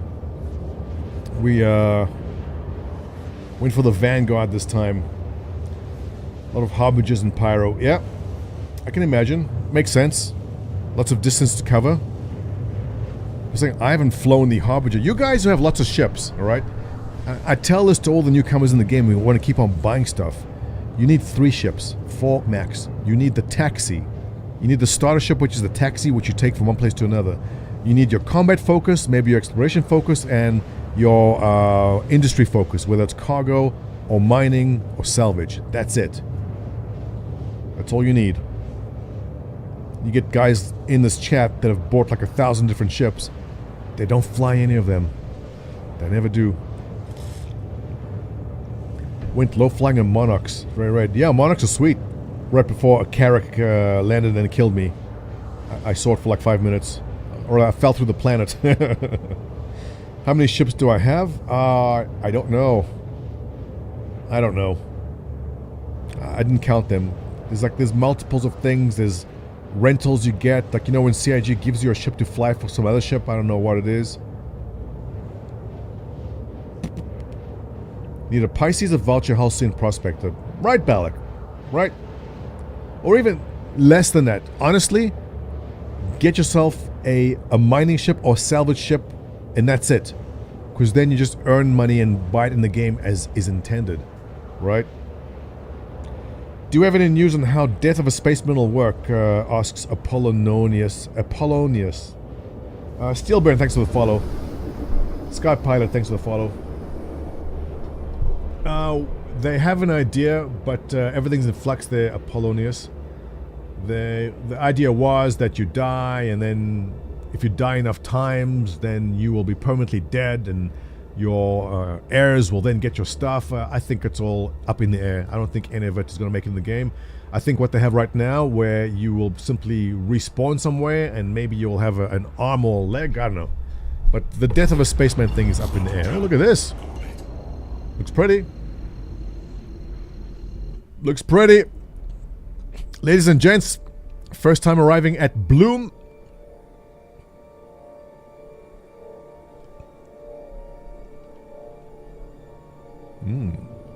Just letting it sink in.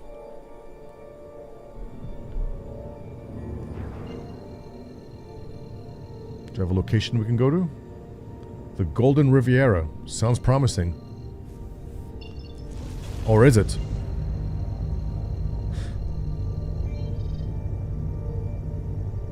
I want a spot that is next to land and water. Now, I don't know how long. If I just slow boat it in, you know, let's just pick a spot. Riviera. That sounds awesome. The Golden Riviera. How can you go wrong, right? I have a feeling I'm going to regret it, but we'll see. We'll see. Mint Puff World. It is. Oh, is this in the dark side? I don't want the dark side.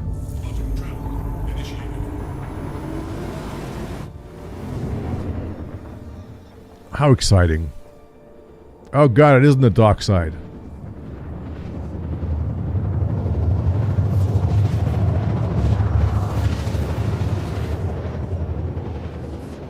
Okay, no. There's no point now. Okay.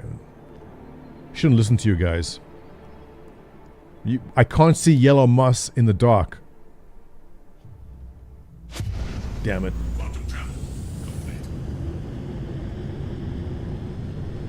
Oh, well, that is pretty. Look at that.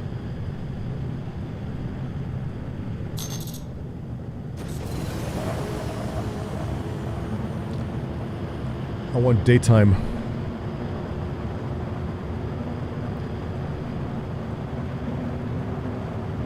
The sound is the sound different, or did the Vanguard always sound this way?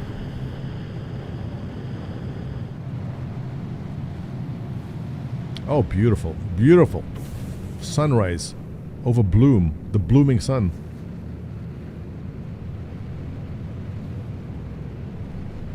Yeah, that's good stuff. That's good stuff. Thanks for the follow, Doggen. We're just headed to the day side of Bloom to inspect yellow moss.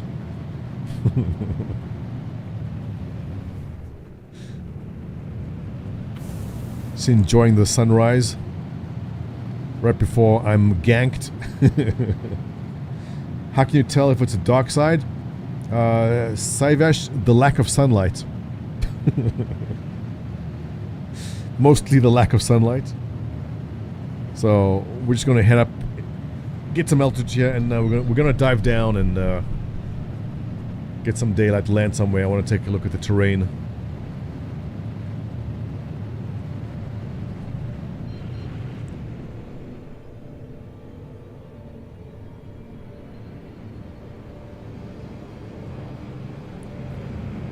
This should be enough. So some markers will be on the... We were approaching the planet with the light side, and some markers were at the back of the planet, and some of them were in front.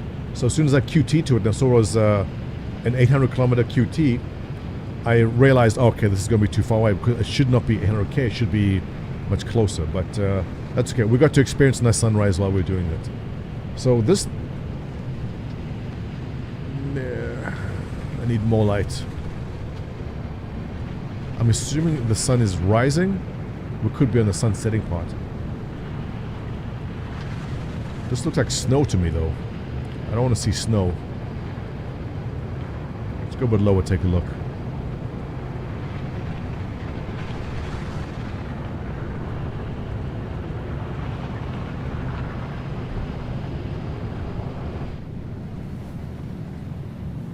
Is that snow?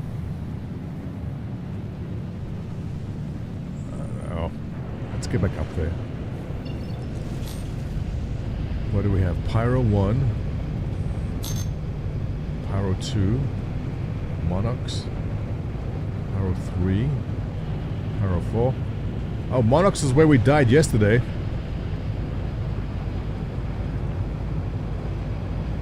Where's, what's the station that's close to here? Pyro. OM. Yeah, let's go OM. Let's do that. I just want a nice spot in the sun. It's all moss? It is? Okay, we'll take a look in a second.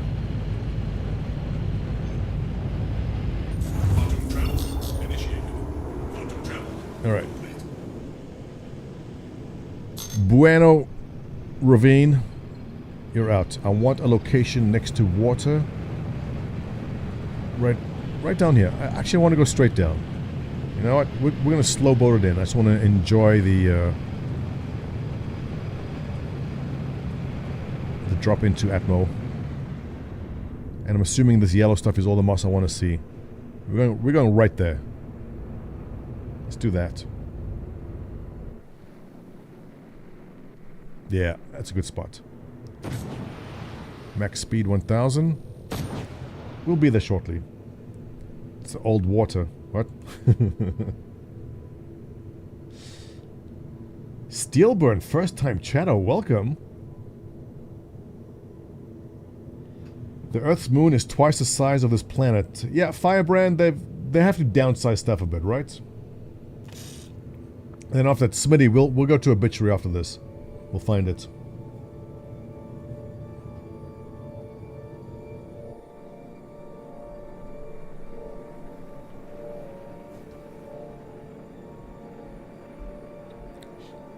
I forgot how much I like these ships. When this thing came out, we were so blown away by that cannon. It was the most amazing thing we had ever seen.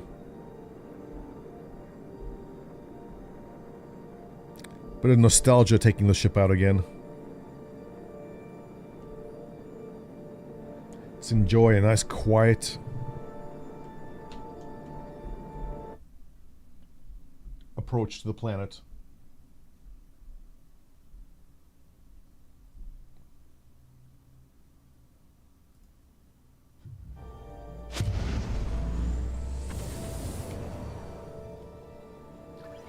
Oh, goddamn. I gotta set my windowless border version. Okay. Can't tab out of this window. Why are my shields critical? Why are my shields off? I think I shut down by mistake. Love my Harbinger's favorite heavy fighter. Yeah? I haven't given this ship enough of a chance. I don't know if you guys have this problem, but when new ships come out, I tend to forget the old stuff. So, like, when the 400 came out, I just fly the 400. And I forget about everything else. But, I mean, this is awesome. It is beautiful.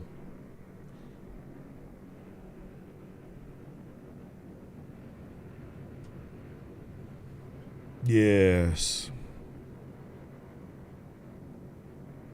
That's it. That's all the re-entry I get. That's fine. Alright. Usually at this point, you realize you're going too fast. And you slam into the surface of the planet.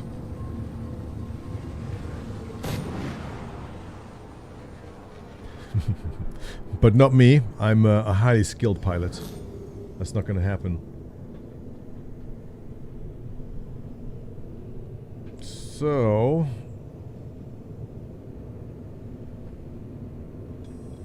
I'm assuming this is all yellow moss. Let's just put down a nice empty area right here. How's this look to you? And that's water? Possibly. Oh, sorry, Jack. I missed your friend request. Send again. No, I'm lying. I don't want to be your friend, Jack.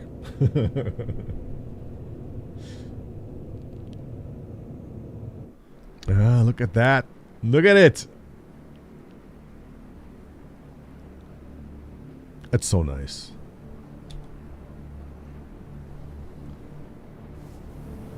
That's pretty.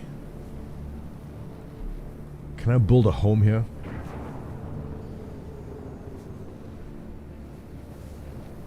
Oh, yellow moss, here we come. Lots of yellow moss.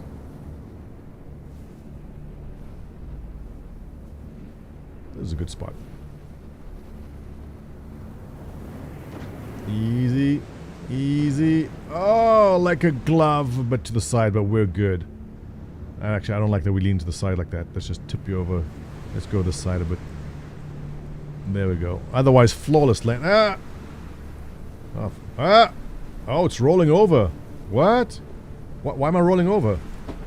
Are my pedals not working? Oh, god damn. I gotta set the sensitivity of my pedals. Anyway, that's better. Let's do that. Alright. Engines off. Ladies and gents, I know you've all been waiting for this moment. Sure, Jake, I'll be your friend. I'm only Jake's friend because he gave me $5. Yellow moss, let's have it. It's not yellow moss. Rocks. Are you yellow moss? Ah, here we go. The moment you've all been waiting for. Is it moss or mold? It's moss! God damn it, Ice Blade. How many times we have to tell you what difference moss and mold is? So I can see the, you know, you only do this once. There's only one time you'll ever go up to this rock and zoom in to appreciate the moss, and that's today. So I want you to know, from this moment on, anytime any of you go to Bloom, that's Pyro 3, and you see yellow moss, you will think of Montoya. Because when you think yellow moss and density, you think Montoya. Lick the moss.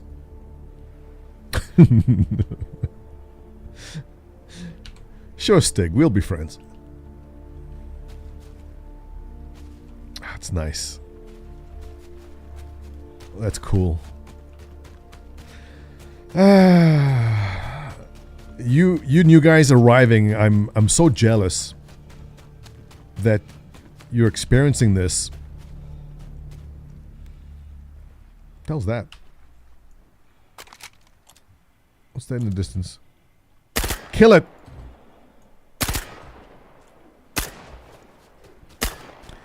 You get to experience this for the first time. And it's all new and fresh.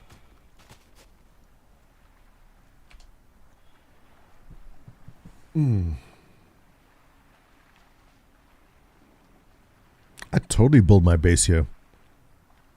Wide open country. I want just space cows just roaming over the horizon.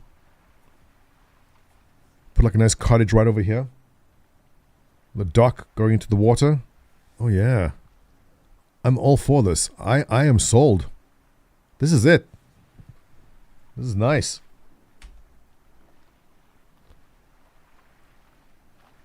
What do you think? You like it? I do like it. Awesome. I'm assuming water physics not in the game yet.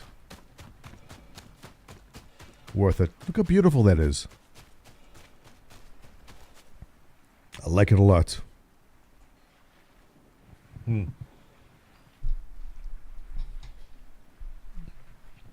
Gilbert. Oh, that's right, Matt. Black and yellow. Oh, how'd I miss that? Pyro 3's test planet. Black and yellow planet. Absolutely right. Oh, no wonder. No wonder I like it. I wasn't putting it together. I'm like, oh, look, it's like black rocks, you know, and like it's yellow. He called it. That's right. Doggin, what's up? Reminds you of Levski. What does? This plant... This... What? Nothing to do with Levski. Women in Pyro have space aids. Crime stat, no. We're a very supportive community here. We don't engage in that. It's actually space herpes, not space aids, alright? and herpes is perfectly fine. In fact, 9 out of 10 people in Pyro have herpes already. Get that straight. Plus, there's a very promising vaccine in the works that could cure Pyro of herpes very soon. Is this gold? That'd be cool if that was gold. I love the textures. That's so nice. That's so nice. I've got half a mind just to trek up to the hill at the top there, but I don't have water or food. And I'll probably die before we get there. But I want to go to... What station was this, Smitty? Obituary? Is that where we were going? Test planet, absolutely. Pyro 3. The black and yellow. Nice. Alright, so this was my goal for the day. To see the moss. But also, I want to go check out Obituary now. Are all the space stations the same, or are they different? You can catch all that, including hepatitis A through Z. Hepatitis A through Z? Are you sure? That's a lot of hepatitis. Although, if anytime you spawn in at Pyro, you gotta be sure to get your shots right.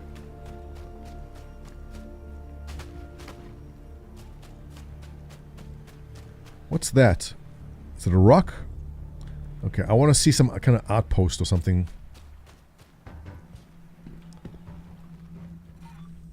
There's got to be a button that closes the door. No, nothing's interactable in this ship. God, the Harbinger's a piece of crap.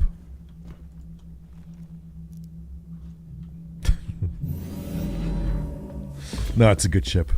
I mean, everything you need, right? Let's see, you have a closet for your weapons. Oh, that's actually bigger than I thought. I don't know what this is. This is a coffee maker. You have your torpedoes in here. With love. You have your bed. Your shower. This is a perfect little ship. I take it back. This is a good ship. Just refreshing my memory. Thank you, Stick. Tetanus. Be sure to get your tetanus shots before you head to Pyro. Okay, I want to see an outpost, and I want to go visit Obituary. Up you go. Landing gear up.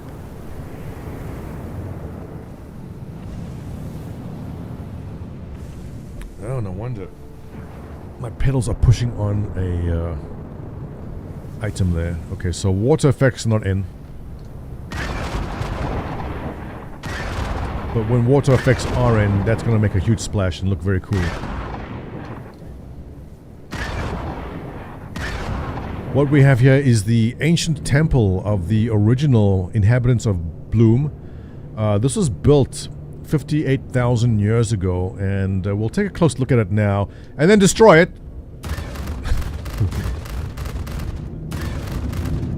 when destructible environments come in.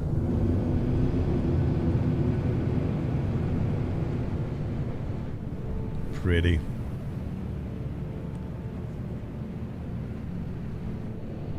Okay, I want to see some more of those settlements. Let's get out of Atmo and take a look at something else. I want to see a settlement, and then we'll go check out Obituary Station.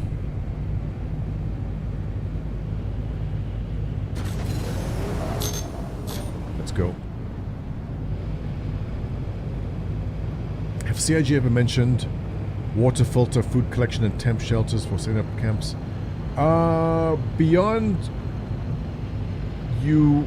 I'm assuming that there will be some way to have a temporary...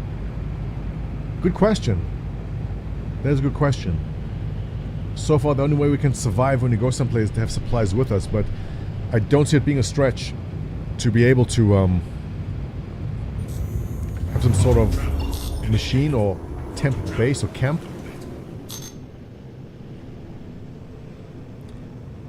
The small hoverbike will fit in it? Will it? If you can fit a hoverbike in this ship, that'll be awesome. Okay, I am interested in seeing some sort of location or habitat or settlement. What's available here? Golden Riviera, Shadowfall, Shepherd's Rest. Okay, I think the sun has moved enough that Golden Riviera is now in the daylight. Let's go check that out. Sure, Smitty, you can join my party. Well, I'm just looking at stuff right now. Not really doing anything.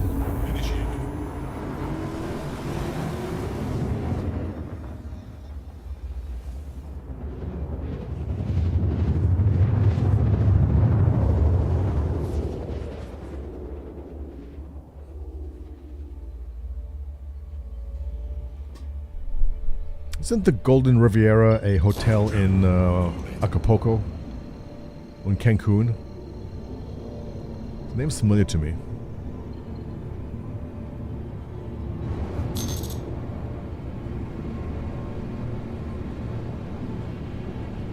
Are you guys on my server?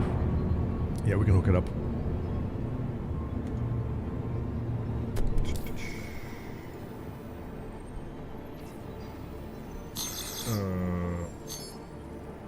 No. No. No. You want to send through an invite?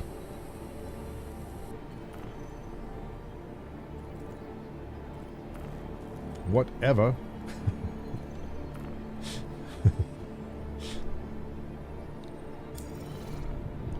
Go ahead, start the party, Jake. While I focus on flying. It'll give you info about the location. Will it?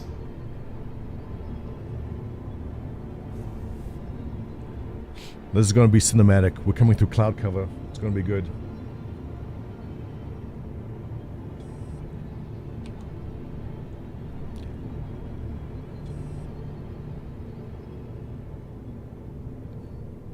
Or will it appear out of the blue?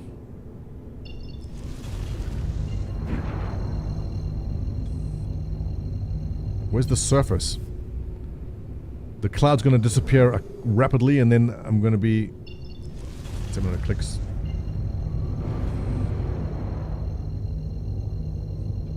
Okay, assuming altitude 4,000 meters. We're right. I'm assuming this cloud cover is going to dissipate soon. Getting close. We don't run into some kind of mountains out of nowhere. 2,000 meters.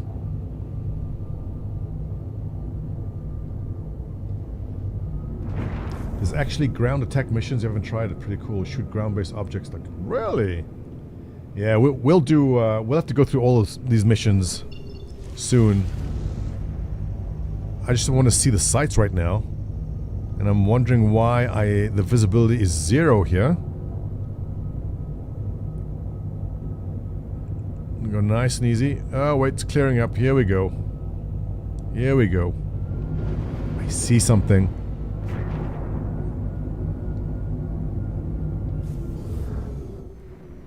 What is it?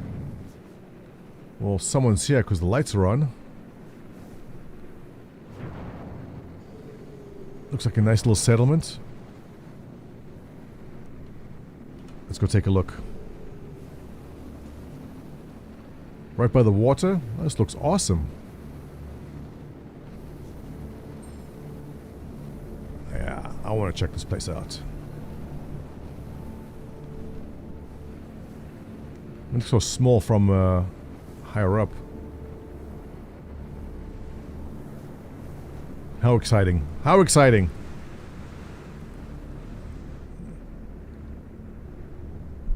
I'm trespassing. Alright. Let's go check it out.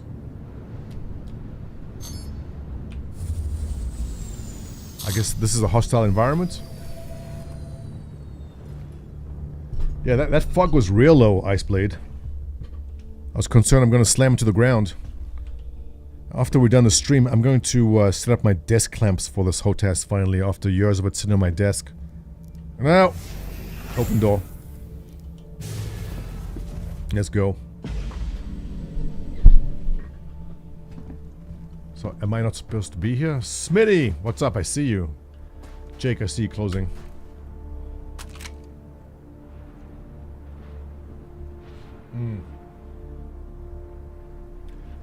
Stupid question, how do you go about adding people to the friends list? That Lurch, you can do that from the menu. You'll see on the right hand side, you can add people, you put their name in and you can add them, and there's also a way in game.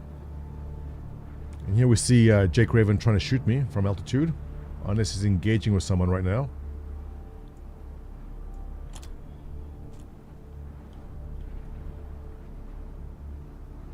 I think Jake's in PvP.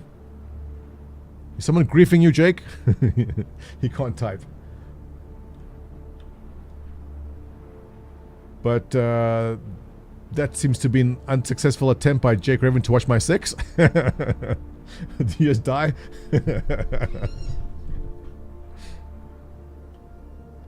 Uh-oh. Incoming. No! Ah! Bad start. No! They warned us this would happen.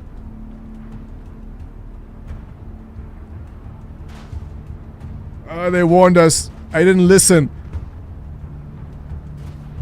Can I make a run for the inside? This is the Pyro experience.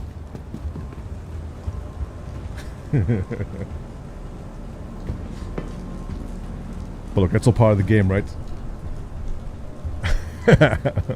Redeemer on my tail. Nah, it's okay. Look, but look, this is what's supposed to be, right? You're not supposed to actually be able to explore. Does he see me? He doesn't. Well, our exploration gameplay has ended, and this has now become PvP, ladies and gents. Pyro is griefing me. Yeah, I'm gonna make an angry tweet about this when I'm done in a second. You know, I just want to explore, and these guys are ruining the game for me now. How am I supposed to enjoy this game? But seriously, how the hell, out of all the places to go in the game, they end up exactly here? This must be stream sniping. Ooh, what's this? Cool. Nothing. Ah, I've heard about these. These are very rare. They replace me balls.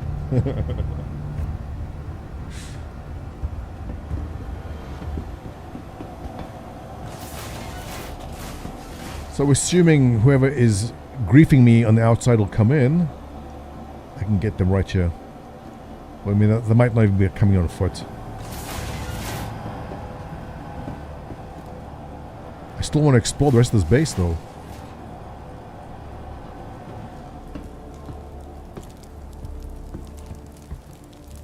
I hope my insurance was paid up. No, it's still there. There he is.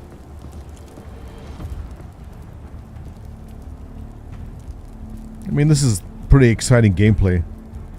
Basically just hover there and just shoot things, right? If I had a... Oh, man. The times you wish you had a railgun.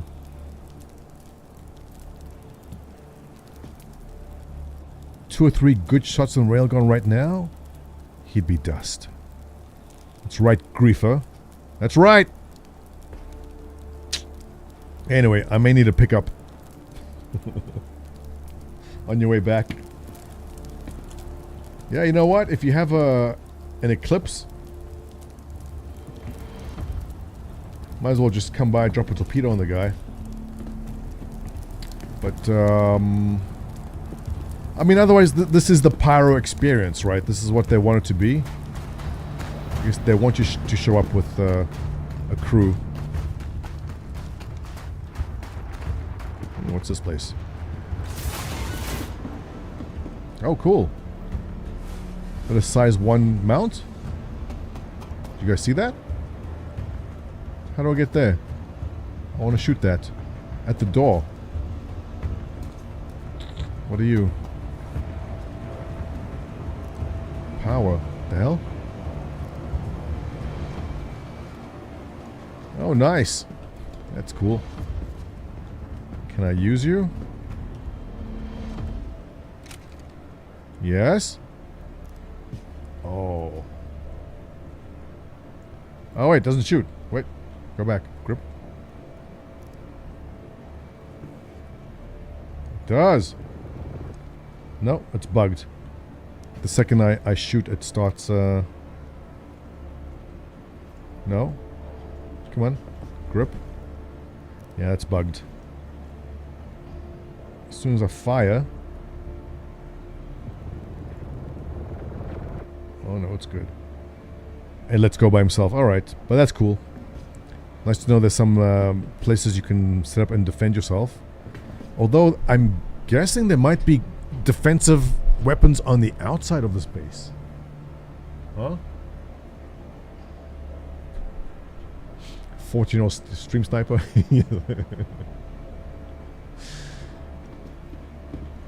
Oh, wait. There's weapons here? Wait. Oh, tell me I can interact with this. No? It's cosmetic.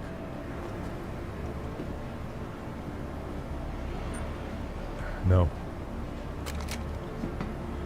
I mean, that would be cool if you just found like a stash of weapons. Oh, there's food. Can I interact with any of this? No. What's this? Mint? It's for when you're making tea and you do need mint.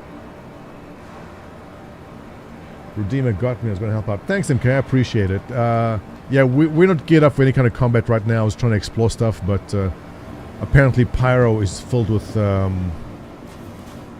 people practicing the shooting skills, which is fine. Let people have their fun.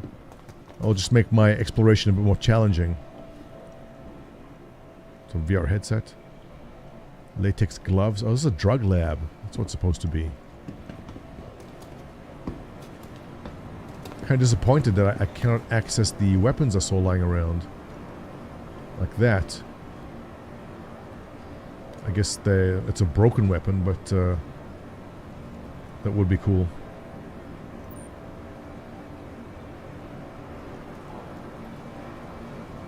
That's a lot of... Oh, what's that? Can I access you? Oxygen? No. Test oxygen. Sure, Duggan. Come on by. I mean, this is the planned game loop, right?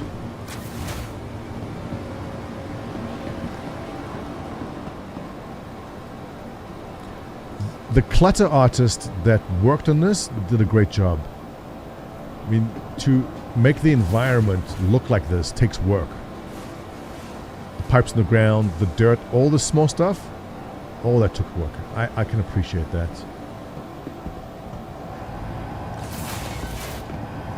Is our griefer still here? Smitty, I see you! Rushing back into action. What's that? Ooh, I see a vehicle. Should we do it? Should we make a run for it? Smitty, how the sky's looking? Wait for Smitty to get you. I think my ship's in bad shape. Oh wait, there's weapons. Oh. Smitty, if you can hear me, there's a Redeemer on you. They're still here. But I wonder if there's more offensive or defensive weaponry besides that. I want to make a run for that vehicle and just drive like crazy.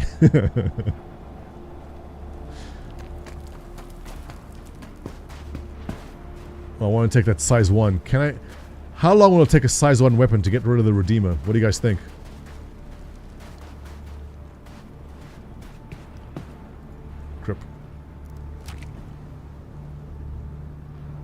it's bugged. It doesn't let me hold on to it.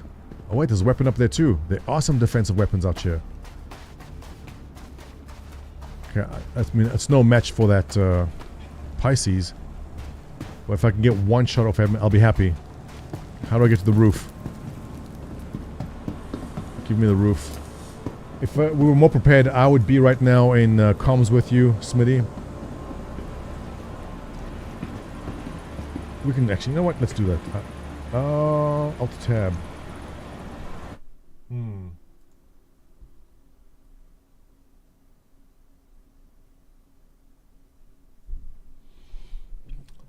Are you in Discord right now? I don't see you.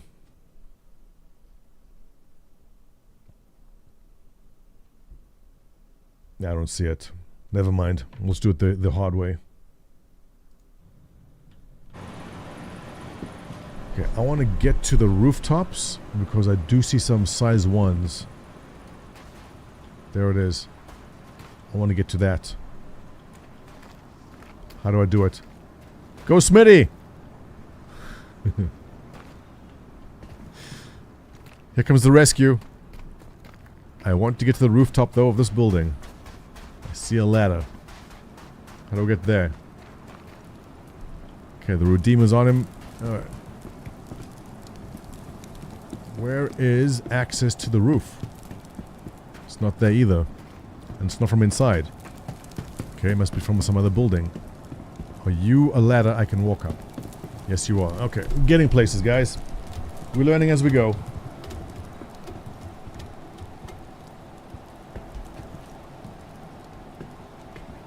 Okay, so while they distracted with Smitty, I want to get to a weapon, which is not there. Are you up here? Getting there. Where was it? Oh, you're there. God damn. Okay, there's gonna be another one. There's gotta be a better weapon somewhere.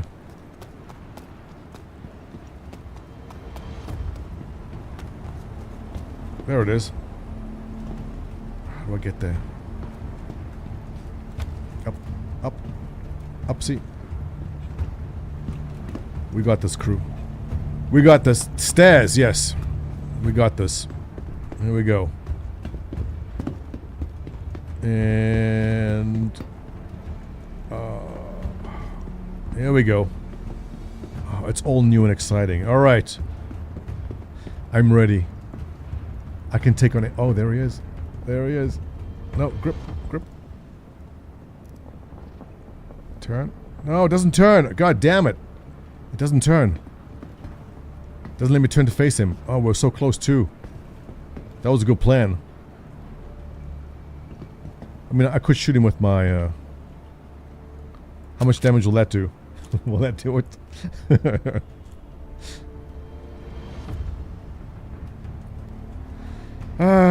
This isn't gonna work out.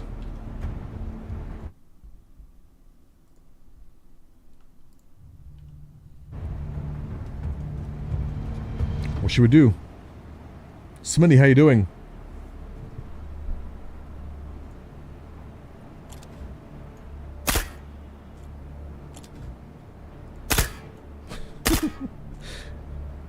Yes, land, land. Oh, he's down. He's getting out. Let's get him. Let's get him. No. No. Up, up. Now's the time I need a turret. Oh, he's back up.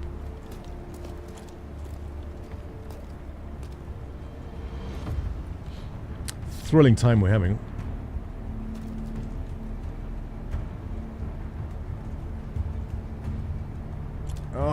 Of all the times, need a railgun. The one time. Yeah, well. I mean, it's putting a kind of a dampener on my exploration here. Yes, welcome to Pyro, Retro. This is pretty much it. You walk around and everyone tries to kill you. You got a Pyro invite and you're not an influencer. And that must have been a mistake. Yeah. Don't use your mouse to look. Shoot with a turret. Use it. Strafe. No, as soon as I grab the turret, as soon as you move your mouse, let's go. So how are you supposed to aim? Is it a bug or am I just terrible at using those?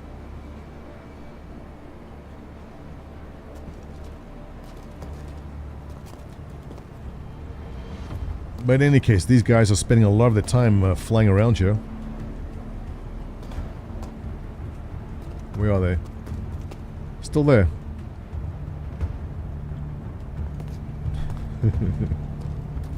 Still looking. I'm right here. Hey.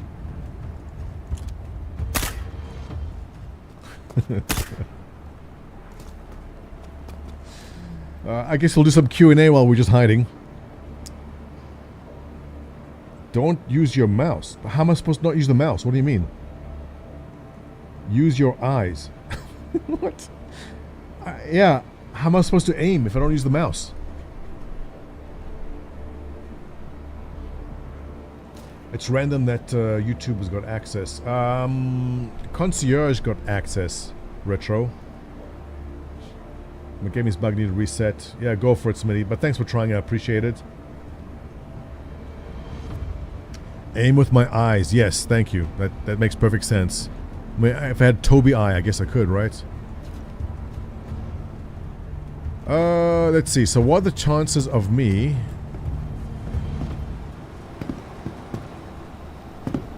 waiting for that guy to land and then commandeering his ship? So I couldn't use that turret. Every turret I use just doesn't grab. I'm gonna need a pickup.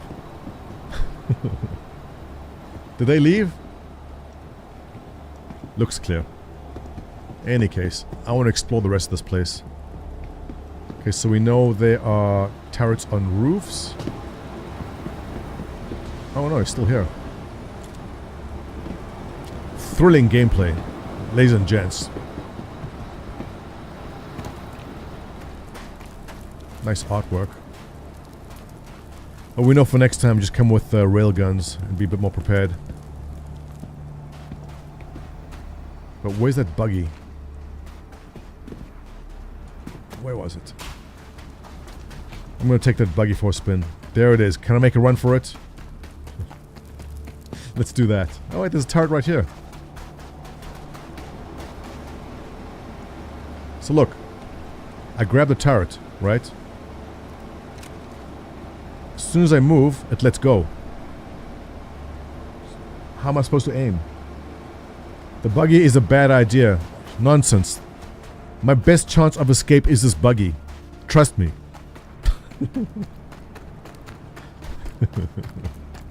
There's no other way, guys. We gotta do it. Ooh. Can I get in? I know what I'm doing, alright?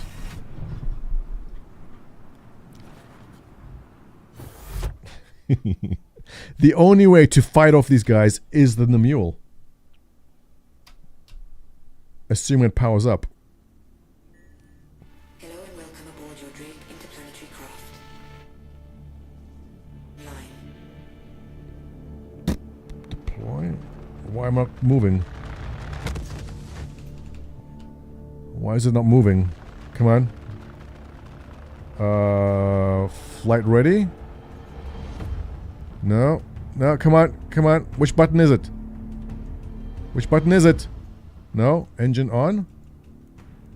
There we go. Alright. I know you guys doubt me, but the best way to escape from the situation right now is this. Trust me. Pyro is awesome.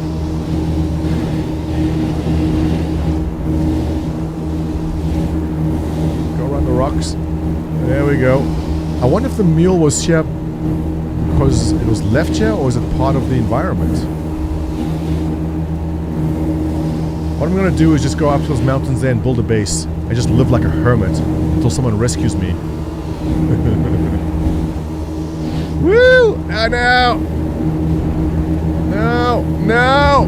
Yes! The Great Escape. All you doubters in chat.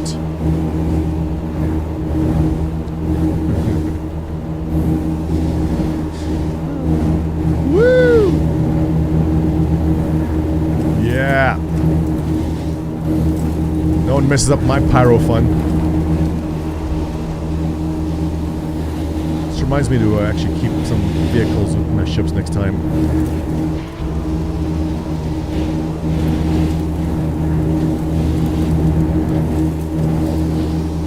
Yeah, it's some good air I'm getting. No! No! No! Oh god, no. Roll over. Thank you. So what I want to do is, one with this, I'm going to go up to one of those mountain peaks over there, and you guys can coordinate a pickup from a safer distance, a safer environment.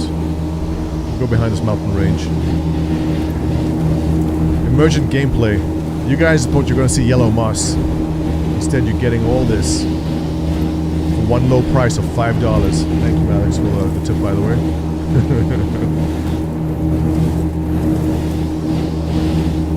Go. Just wanna. I need the flying vehicles. No, almost there. Bear with me. Here we go.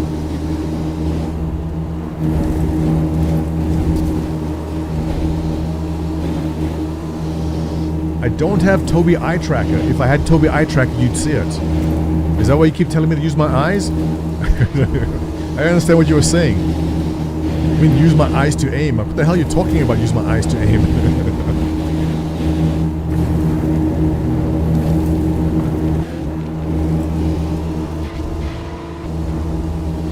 But whoever those guys were just flying around there, how goddamn terrible do you have to be to not see someone run into the mule and just drive away with it? And they were basically just hanging around that base for hours at this point. Okay, this is irritating. I need a flying vehicle. Now I remember why I don't take wheeled vehicles out. Get a Toby, press upgrade.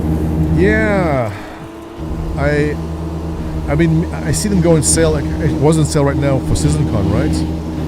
I keep looking at it. I just haven't gone around to actually putting down money to buy it. Just how much is the Toby Eye? What was the sale price on it right now with 50% off?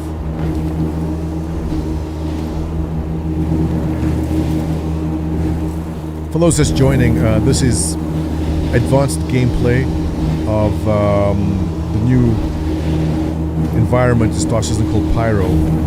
The absolute most advanced thing and complicated thing to do is drive this vehicle on this planet, which is why I've chosen to do this.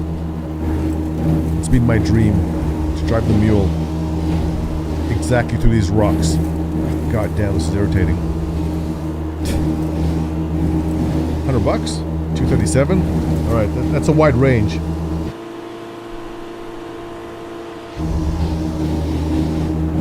Toby Eye is more latency than some track IR too.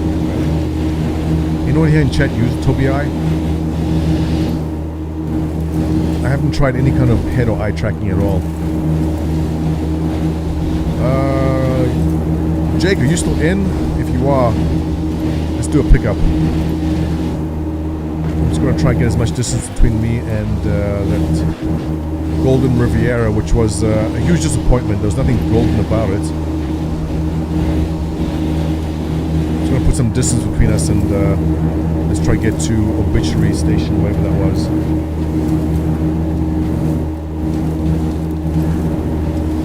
I got both. So what do you prefer, Trek IR or Toby? How accurate is the eye tracking on Toby?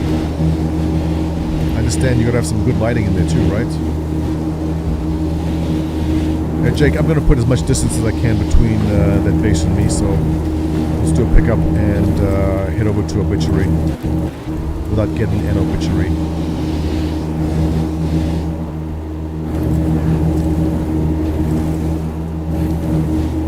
This little mule is pretty solid. It's holding up pretty well.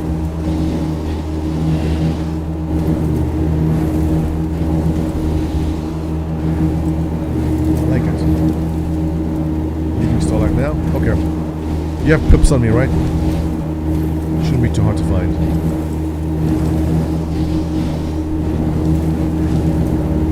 I have both, but Toby has gaze tracking. What's gaze tracking? That's G-A-Z-E, by the way. You guys can't see the chat. Gaze tracking. I mean, like a gator, right? Wow, how did they build that in? That's amazing.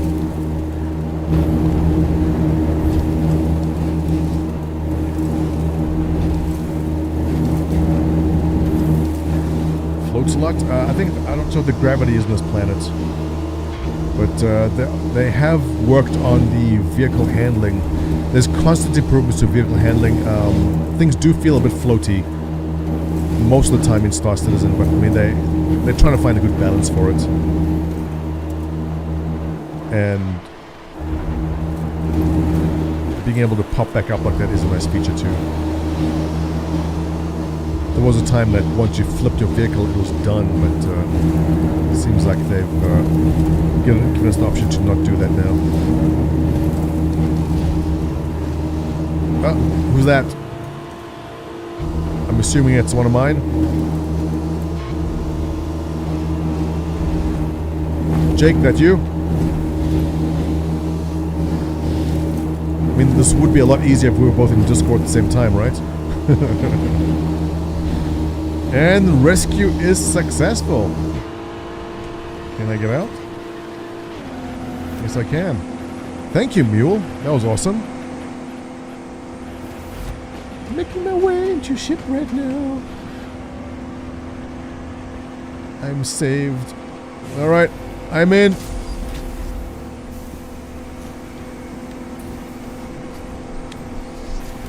Thanks for the pickup. Mad Goat.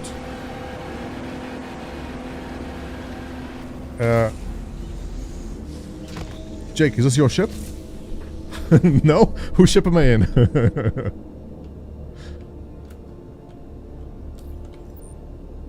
What? Why can't I get up? Oh, this isn't your ship, then whose ship is this? Is this a stranger's ship? Is someone in here? Why am I not standing? Thank you. Is someone here? Why am I falling down? What the fuck?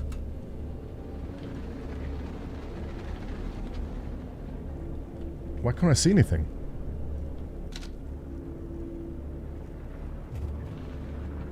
Is there someone in here? There is. No, no, no, no, no, no. Am I being picked up by someone in chat? Oh, hello. Well, thanks for the pickup, by the way. I appreciate it. I'm assuming... Oh, there we are.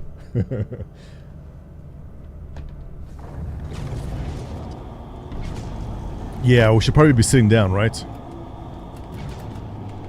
Come on. Up. Get up. Well, the G-forces are good. In the seat, please. So, just a tip, don't go into strangers' ships in future. Drop at the station. Yes, please. Yeah, if you can get me to, what is this close station to us right now?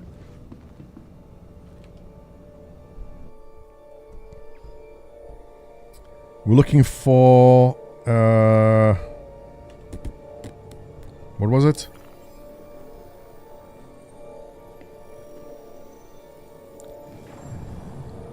Obituary, yeah. Obituary would be awesome. Thank you, kind sir. That's it, yeah. So, turned out to be quite the adventure after all. See, you guys doubted me. You go, stealing that mule will be a terrible idea, Montoya, but it wasn't. Sometimes stupid ideas work out just fine.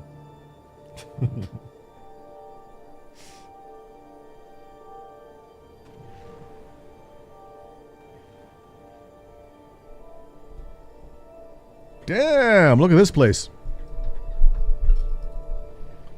What is going on here? It's kind of a spiral ring around an asteroid. That's beautiful. Look at that. That looks nice.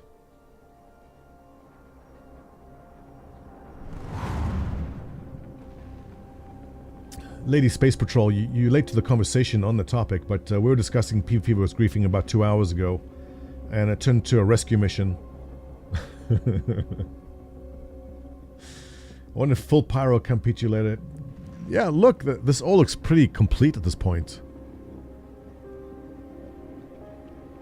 And also keep in mind that if there is a lot of PvP and griefing in Pyro right now, it's only because there aren't that many systems and everyone's going to be congregating around the one, right? But once there's 5, 10, 15 systems out, you will not be bumping into people too often if you don't want to. There are places you will go, which will be beautiful landing. Thank you very much.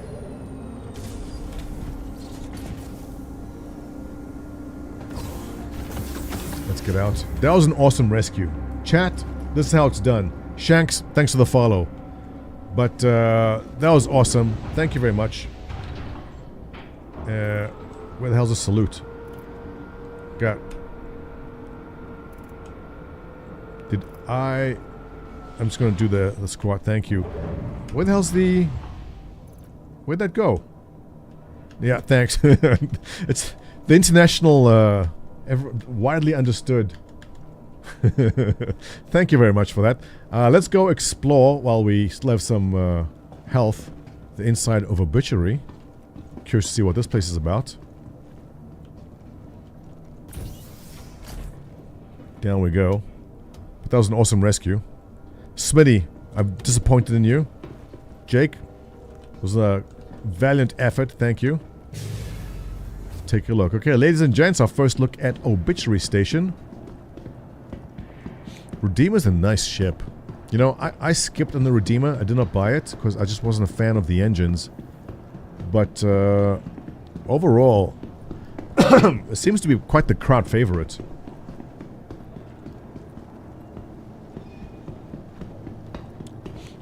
Good mix of weapons, multi-crew, beds, everything you need in it. It's just, I don't know, the engines just don't speak to me. It's just the aesthetic of it. Don't know why.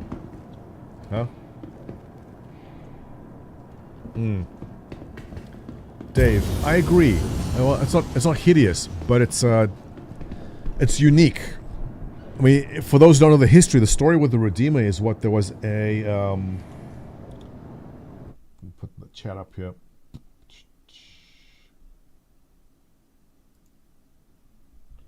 There we go.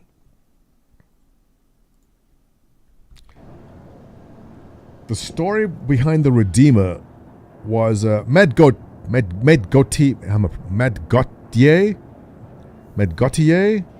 Thank you very much for the rescue. You were awesome.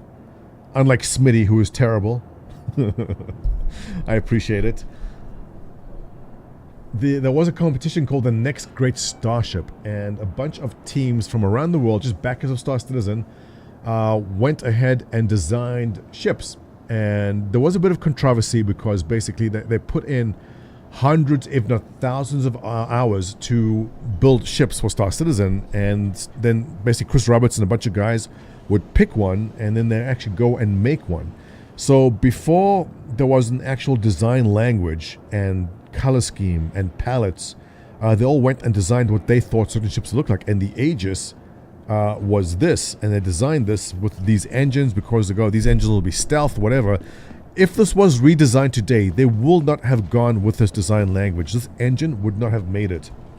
But at the time, this was unique and special, but it doesn't fit the design language of the current ships in the game. But because they had won it and they had told them they would do this, they were basically obliged to put this in the game. In the gold jacket, yeah. So the reason why it is so unique looking and different is because it was designed by backers. And I mean, it is cool, but not for me though. Doesn't tickle my fancy. Alright, let's go check a look at Obituary Station. And once we've taken a quick look here, I will take a break for lunch. I am starving. I sold my Redeemer. The engine noise of flying. Really? Engines make noises? CIG made a mistake of telling contestants that the winner will get their ship in the game. Right. and rightfully so. I mean, they were working for that. There were some really cool designs too. Some people weren't happy with this design winning. Repair. Okay, so, I mean, this is not very different from what we've seen. Everything in Pyro kind of looks like it's about the same. Station convenience, what do you do? Oh, food. Quick buy. Hey, where are you going? Okay, refresh my memory. How am I taking the helmet off? Welcome back, Smitty. What's the quick F? G? What's the quick key for removing helmet?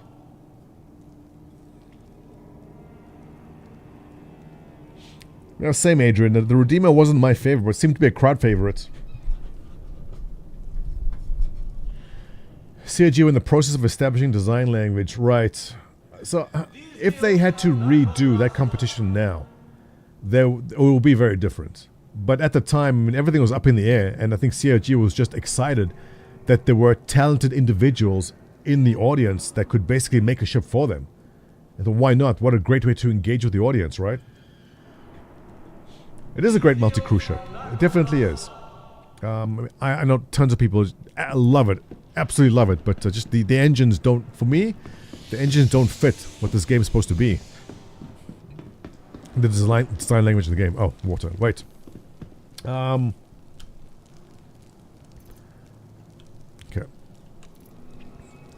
I have to do this the old way. Helmet off. And now I can enjoy my water. No, go away. Where's my water gone? What? Where'd it go? That? Yes. Take that. Yeah. Now can I drink it? This is water, right? Eat? Oh, this is food. Yeah, we'll eat that. Mmm. Soylent Green. Mmm. And my food is good. I need water. This water looks kind of sus. But we have no choice. I'm at 51%. I feel I'm going to get sepsis from this.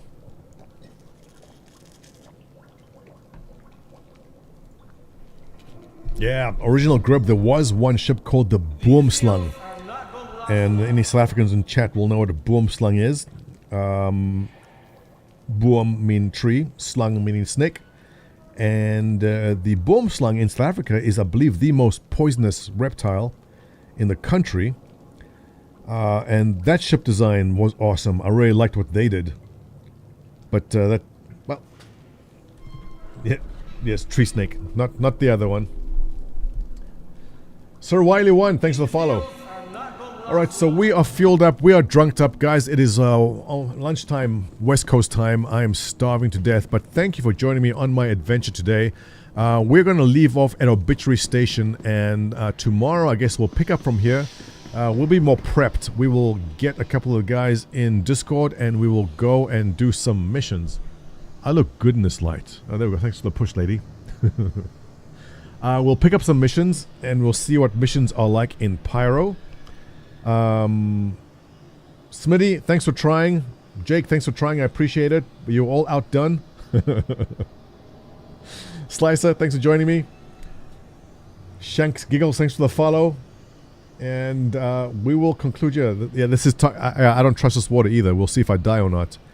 But that was a good adventure today. We got to see the Yellow Moss. We got to see the Golden Riviera. Our ship got exploded by griefers, as is tradition in Pyro. That's what we've come to expect. But tomorrow we will keep on our adventure and try to do 1 or 2 missions and see what are those missions you said? We shoot things on the ground? I'm all for that. We'll pull out something which will shoot things on the ground with. Yeah. So thank you for joining me, ladies and gents. I appreciate it. Same place, same time tomorrow morning. And have yourself a lovely day. I'll catch you tomorrow. Oh wait, I gotta toss the host. Yesterday I logged off without dropping a raid on anyone. And everyone started getting pissed. I forgot to do that. Return to game, quit to desktop. Yeah, let's quit right here. Let's go. Alright, so Twitch.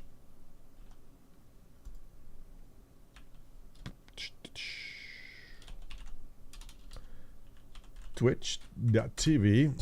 Let's find ourselves a nice young happy streamer. Sweet Asian has 35 viewers, right? iFub has 1,300 viewers. I don't think she needs help. Good thing my chat is covering what's behind there. I think that would probably get deleted. But anyway, she's painting herself. You don't want to see that. Let's use streaming Star Citizen. Burke's doing 1.6 thousand. So these are impressive. If you guys have noticed, Salty Mike, Burks, all these guys used to get like 300-400, up in the thousands now. There's a lot of people following this game, which is awesome to see. Here's the guy we saw that was reacting to the solar flare. That was cool. Let's find someone with not much people in there. Let's see. Phoenix SC? The Star Smith. Do you guys recognize any of these guys? Chachi Sanchez. Oh, god damn. Is he back? I remember him from the old days. He does a lot of the VR. Oh, he's got VR running in Star Citizen? Really?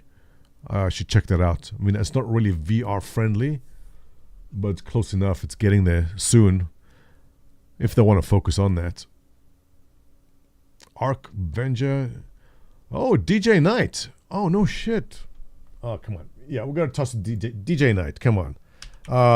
If you don't know, DJ Knight is here from one of the very, very early backers of Star Citizen. He was like one of the first streamers in Star Citizen. I haven't seen him in years, though. DJ Knight. Let's go. All right, ladies and gents, thanks for joining me. I'm going to toss you over to DJ Knight. And Tim Montoya sends his regards. And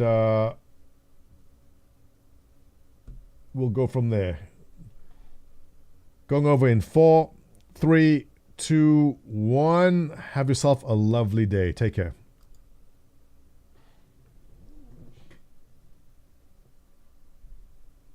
And we're out. Am I? Kind of. Stopping right here. Okay.